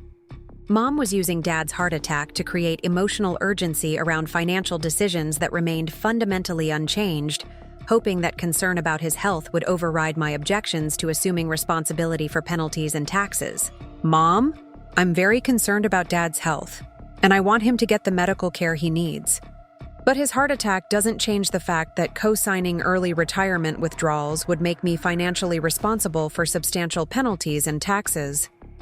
If anything, adding medical expenses to your existing debt makes it even more important to explore alternatives that don't involve additional financial penalties. The silence on the other end of the line was heavy with disappointment and frustration. When Mom spoke again, her voice carried an edge of accusation that I hadn't heard before. "Jessica, your father is in the hospital with heart problems, and you're worried about financial penalties. This is about family priorities and what matters most when people you love are facing serious challenges." The guilt trip was more sophisticated this time, positioning my concern about financial risk as callousness about Dad's health, my refusal to sign documents as abandonment during a medical crisis. But I had learned to recognize these manipulation tactics, and I understood that genuine concern about Dad's well-being didn't require accepting financial responsibility for problems that predated his heart attack. "Mom, I'm going to drive down to Phoenix this weekend to visit Dad and see how he's doing. But I want you to understand that my concern about his health is separate from my position about the retirement account documents. I won't co-sign withdrawals that could cost me tens of thousands of dollars, regardless of what medical expenses you're facing. So you'll come visit, but you won't help with the one thing that could actually solve our problems. I'll come. Visit because I care about Dad's health and recovery. I won't co-sign financial documents because I care about my own financial security and refuse to perpetuate patterns of unfair treatment that have harmed our family relationships." After we hung up, I sat in my car for several minutes before driving to work, processing the complicated emotions that Dad's heart attack had triggered. I was genuinely worried about his health and wanted to support his recovery in any way I could. But I was also aware that Mom was using his medical crisis to intensify pressure around financial decisions that had nothing to do with his immediate medical needs. The drive to Phoenix that Saturday gave me time to think about how I wanted to handle the visit. I wanted to see Dad and express my concern about his health without getting drawn into conversations about retirement account co-signing. I wanted to support his recovery without accepting responsibility for financial problems that his heart attack had complicated, but not created. Dad was sitting up in his hospital bed when I arrived, looking pale but alert, with monitoring equipment attached to his chest and an IV line in his arm. Mom was in the bedside chair, and Tyler was standing near the window, all of them turning toward me with expressions that were difficult to read. "Hi, Dad. How are you feeling?" "Better than yesterday, sweetheart. The doctors say the damage was minimal, and I should make a full recovery with some lifestyle changes and medication." I hugged him carefully, mindful of the monitoring wires, and felt the familiar mixture of love and frustration that had characterized our relationship for years. Despite everything that had happened between us, he was still my father, and seeing him in a hospital bed reminded me of how much I cared about his well-being. "I'm so glad it wasn't more serious. Were you having symptoms beforehand, or did it come on suddenly?" "I'd been having some chest pressure for a few weeks, but I thought it was just stress about the financial situation. The doctor says that chronic stress can definitely contribute to cardiac problems." The comment about financial stress was clearly intended to remind me that my refusal to help was contributing to the health problems that had led to his hospitalization. But I had learned not to accept responsibility for other people's stress about problems they had created, even when that stress had medical consequences. "I'm sure the financial pressure has been difficult. Have you been able to talk to the doctors about lifestyle changes that might help with stress management?" We talked for a while about his medical care and recovery plan, avoiding the topic of retirement accounts and co-signers while focusing on his immediate health needs. But I could feel the unspoken tension in the room, the awareness that we were all carefully navigating around the conflict that had brought us to this point. Tyler seemed different during the visit, more subdued and thoughtful than usual, watching the interactions between me and our parents with an expression that suggested he was processing things he hadn't understood before. When Mom stepped out to talk to nurses about discharge planning, he moved closer to Dad's bed and asked a question that surprised both of us. "Dad, do you think the stress about money really contributed to your heart attack?" Dad looked uncomfortable with the direct question, glancing toward the door as if hoping Mom would return to rescue him from the conversation. "Well, financial pressure is stressful, and the doctors say that chronic stress can affect heart health. I've been worried about how we're going to manage everything." Tyler nodded slowly, then asked another question that seemed to catch Dad off guard. "Do you think it would be less stressful to explore other solutions that don't require Jessica to take on financial risk? Like selling the house or downsizing so you need less income to cover expenses?" I watched Dad's face change as he processed Tyler's suggestion, saw him realize that his younger son was no longer automatically supporting the retirement account solution that had seemed like the obvious approach just weeks earlier. Tyler, selling the house would be complicated and time-consuming, and we'd probably lose money in the current market. Accessing the retirement accounts is much more straightforward. But straightforward for who, Dad? It's straightforward for you and Mom because Jessica assumes the financial risk. It's not straightforward for Jessica, who could end up owing tens of thousands of dollars in penalties for withdrawals she didn't request to solve problems she didn't create. Tyler's analysis was clear and direct, demonstrating that he had genuinely begun to understand the fundamental unfairness of what our parents were requesting. Dad looked surprised and slightly betrayed, as if Tyler's growing awareness represented some kind of disloyalty to family solidarity. "Tyler, I thought you understood that family members help each other during difficult times. Jessica has the financial stability to handle the cosigner requirements, and we've always been there for both of you when you needed support." "Have you always been there for both of us equally, Dad?" The question hung in the air like a challenge, and I realized that Tyler had moved beyond simply understanding the current situation to questioning the broader patterns of family support and resource allocation that had shaped our relationships for years. Dad's response was defensive and uncomfortable. "We've always done our best for both of you, though different children need different kinds of support at different times. Jessica needed support when she was 18 and applying for colleges. She got independence lessons instead. I needed support when I was 25 and living at home without career direction. I got protection from financial stress and family problems. Now you need support with financial problems, and you're asking Jessica to provide it while continuing to protect me from the consequences of those problems." Tyler's summary of family dynamics was more articulate and insightful than anything I had expected from him. He had clearly been thinking seriously about the patterns of differential treatment and was no longer willing to passively benefit from arrangements that exploited me while protecting him.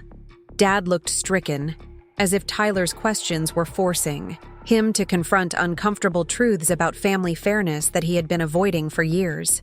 "Tyler, we never intended for anyone to feel treated unfairly. We made the best decisions we could with the information and resources we had at the time. Dad, intentions matter, but impact matters more. The impact of your decisions was that Jessica learned to be financially independent because she had to be, while I learned to be financially dependent because I was allowed to be. Now you're asking her to use the independence she was forced to develop to solve problems while continuing to protect me from developing similar independence." Tyler's insight was remarkable, but I could see that it was also painful for Dad to hear his parenting decisions analyzed so directly. When Mom returned to the room, the tension was immediately apparent, and she looked between the three of us with the expression of someone walking into the middle of a difficult conversation. "Is everything okay? You all look very serious."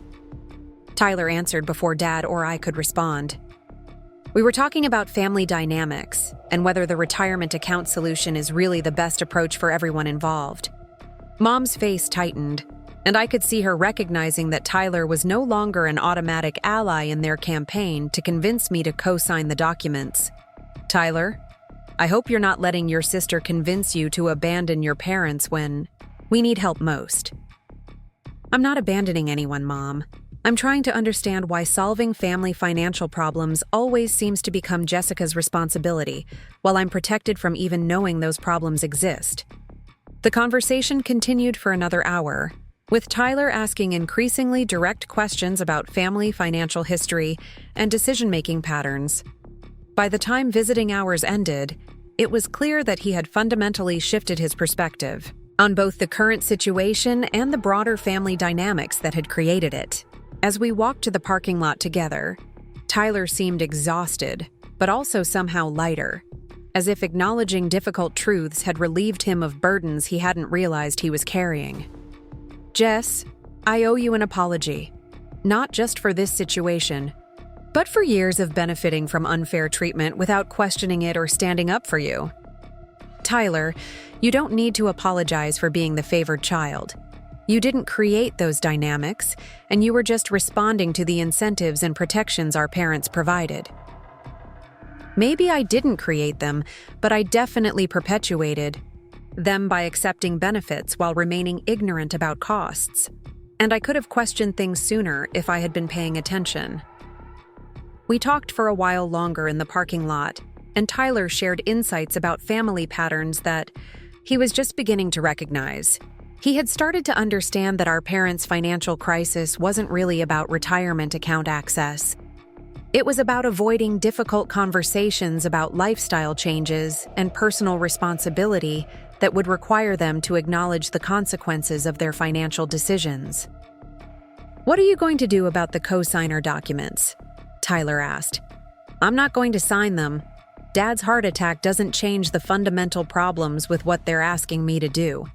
If anything, it makes it more important for them to find sustainable solutions that don't create additional financial risk for family members." Tyler nodded slowly. "What if I told them I want to be involved in exploring alternatives? Not just paying rent, but actually participating in discussions about debt consolidation, downsizing, lifestyle changes, all the options that don't require you to assume financial risk? I think that would be helpful, but I also think you should be prepared for them to resist your involvement. They've spent years protecting you from family financial realities, and they might not be ready to include you in difficult conversations about money and lifestyle changes." Tyler's prediction about their resistance proved accurate. Over the following weeks, as Dad recovered from his heart attack and returned home, Tyler tried repeatedly to initiate conversations about alternative solutions to their financial crisis.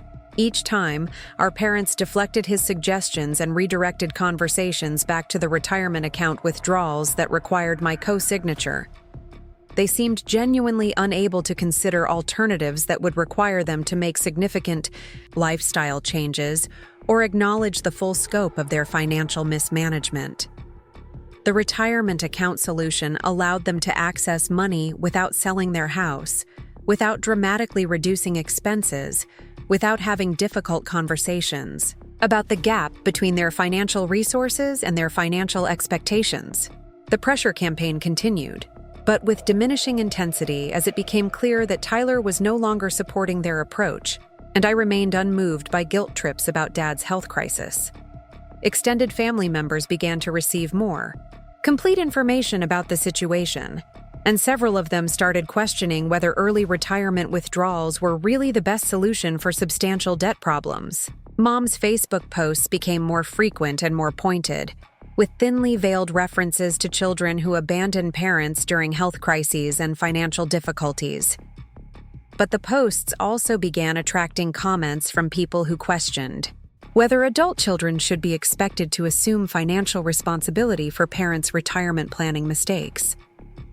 The turning point came 6 weeks after Dad's heart attack, when Tyler called to tell me that our parents had finally agreed to meet with a debt counselor to explore alternatives to early retirement withdrawals. The counselor had recommended a combination of downsizing, debt consolidation, and lifestyle changes that would address their financial problems without requiring family cosigners or early retirement penalties. "They're not happy about it," Tyler said, "but they're finally accepting that the retirement account solution isn't going to work because you're not going to sign the documents." "How are they handling the downsizing conversation?" "Not well. They're looking at smaller houses and apartments, and Mom keeps saying that she never thought she'd have to move out of the house where she raised her children. But they're starting to understand that staying in a house they can't afford isn't realistic."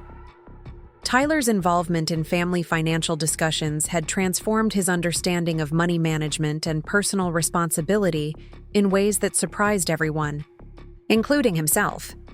He had taken a second part-time job to increase his contribution to household expenses, and he was exploring certification programs that would improve his long-term earning potential. Tyler, I'm proud of how you've stepped up during this crisis.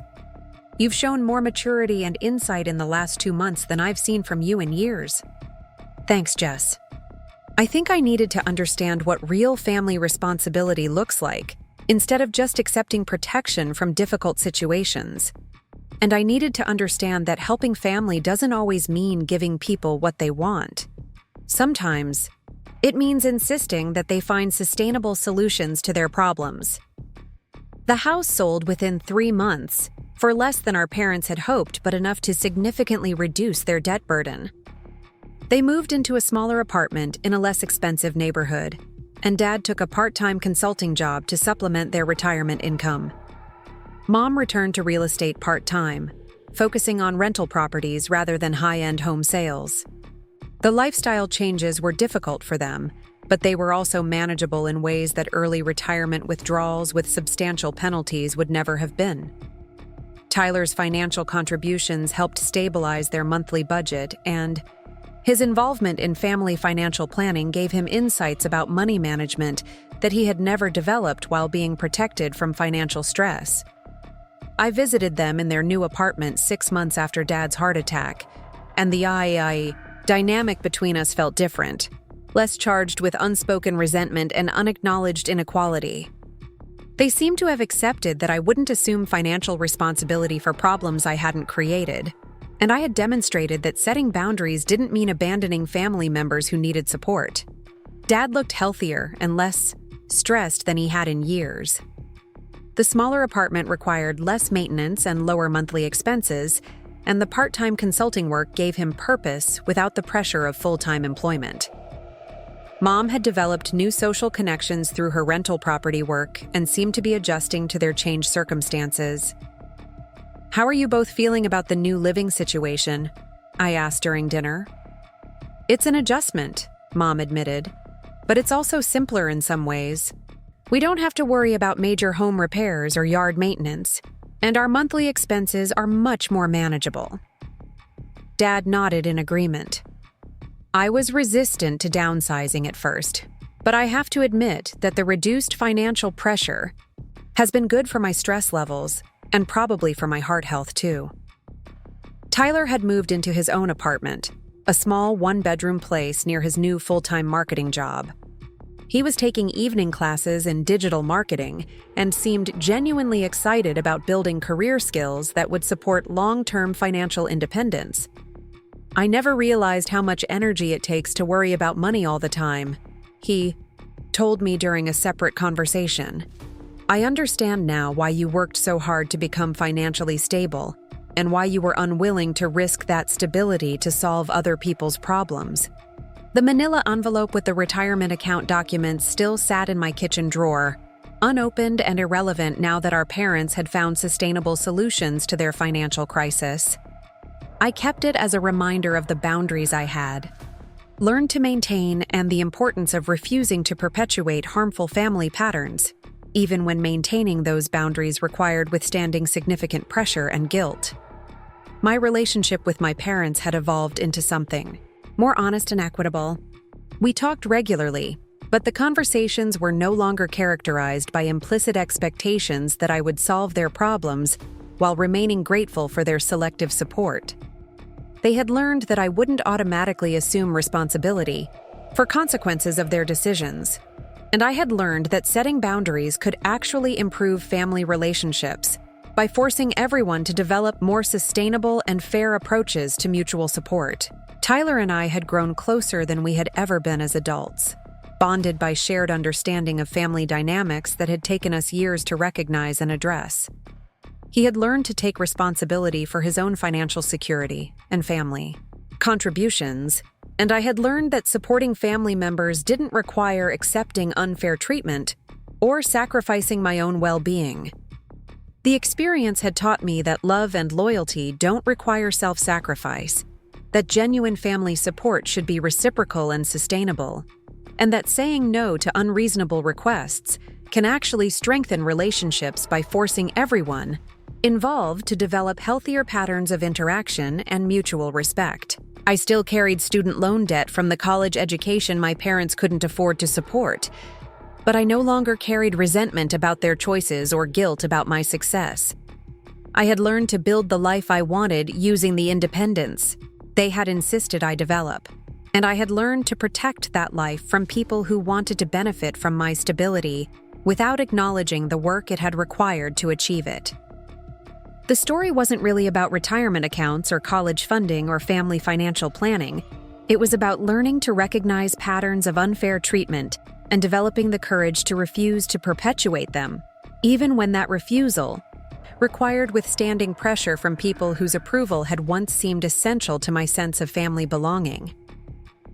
Sometimes the most loving thing you can do for family is refuse to enable their avoidance of difficult but necessary changes. Sometimes protecting your own well-being is the first step toward building relationships based on genuine mutual respect rather than convenient exploitation. And sometimes the children who are taught independence early learn to use that independence to create boundaries that benefit everyone, even when those boundaries feel like rejection to people who have grown comfortable with inequitable arrangements. I learned that I could love my parents without accepting their financial decisions as my responsibility, support their well-being without sacrificing my own security, and maintain family relationships without perpetuating patterns that had been harmful to everyone involved. The retirement account crisis had forced conversations that were years overdue and created opportunities for growth that none of us had anticipated when the manila envelope first arrived in my email. In the end, the best solution for everyone was the one that required each family member to take appropriate responsibility for their own financial security while contributing equitably to family support when it was needed. It was the solution that taught Tyler about adult financial responsibility, forced my parents to acknowledge the consequences of their financial choices, and allowed me to maintain relationships based on mutual respect rather than one-sided obligation. Up next, you've got 2 more standout stories right on your screen. If this one hit the mark, you won't want to pass these up. Just click and check them out.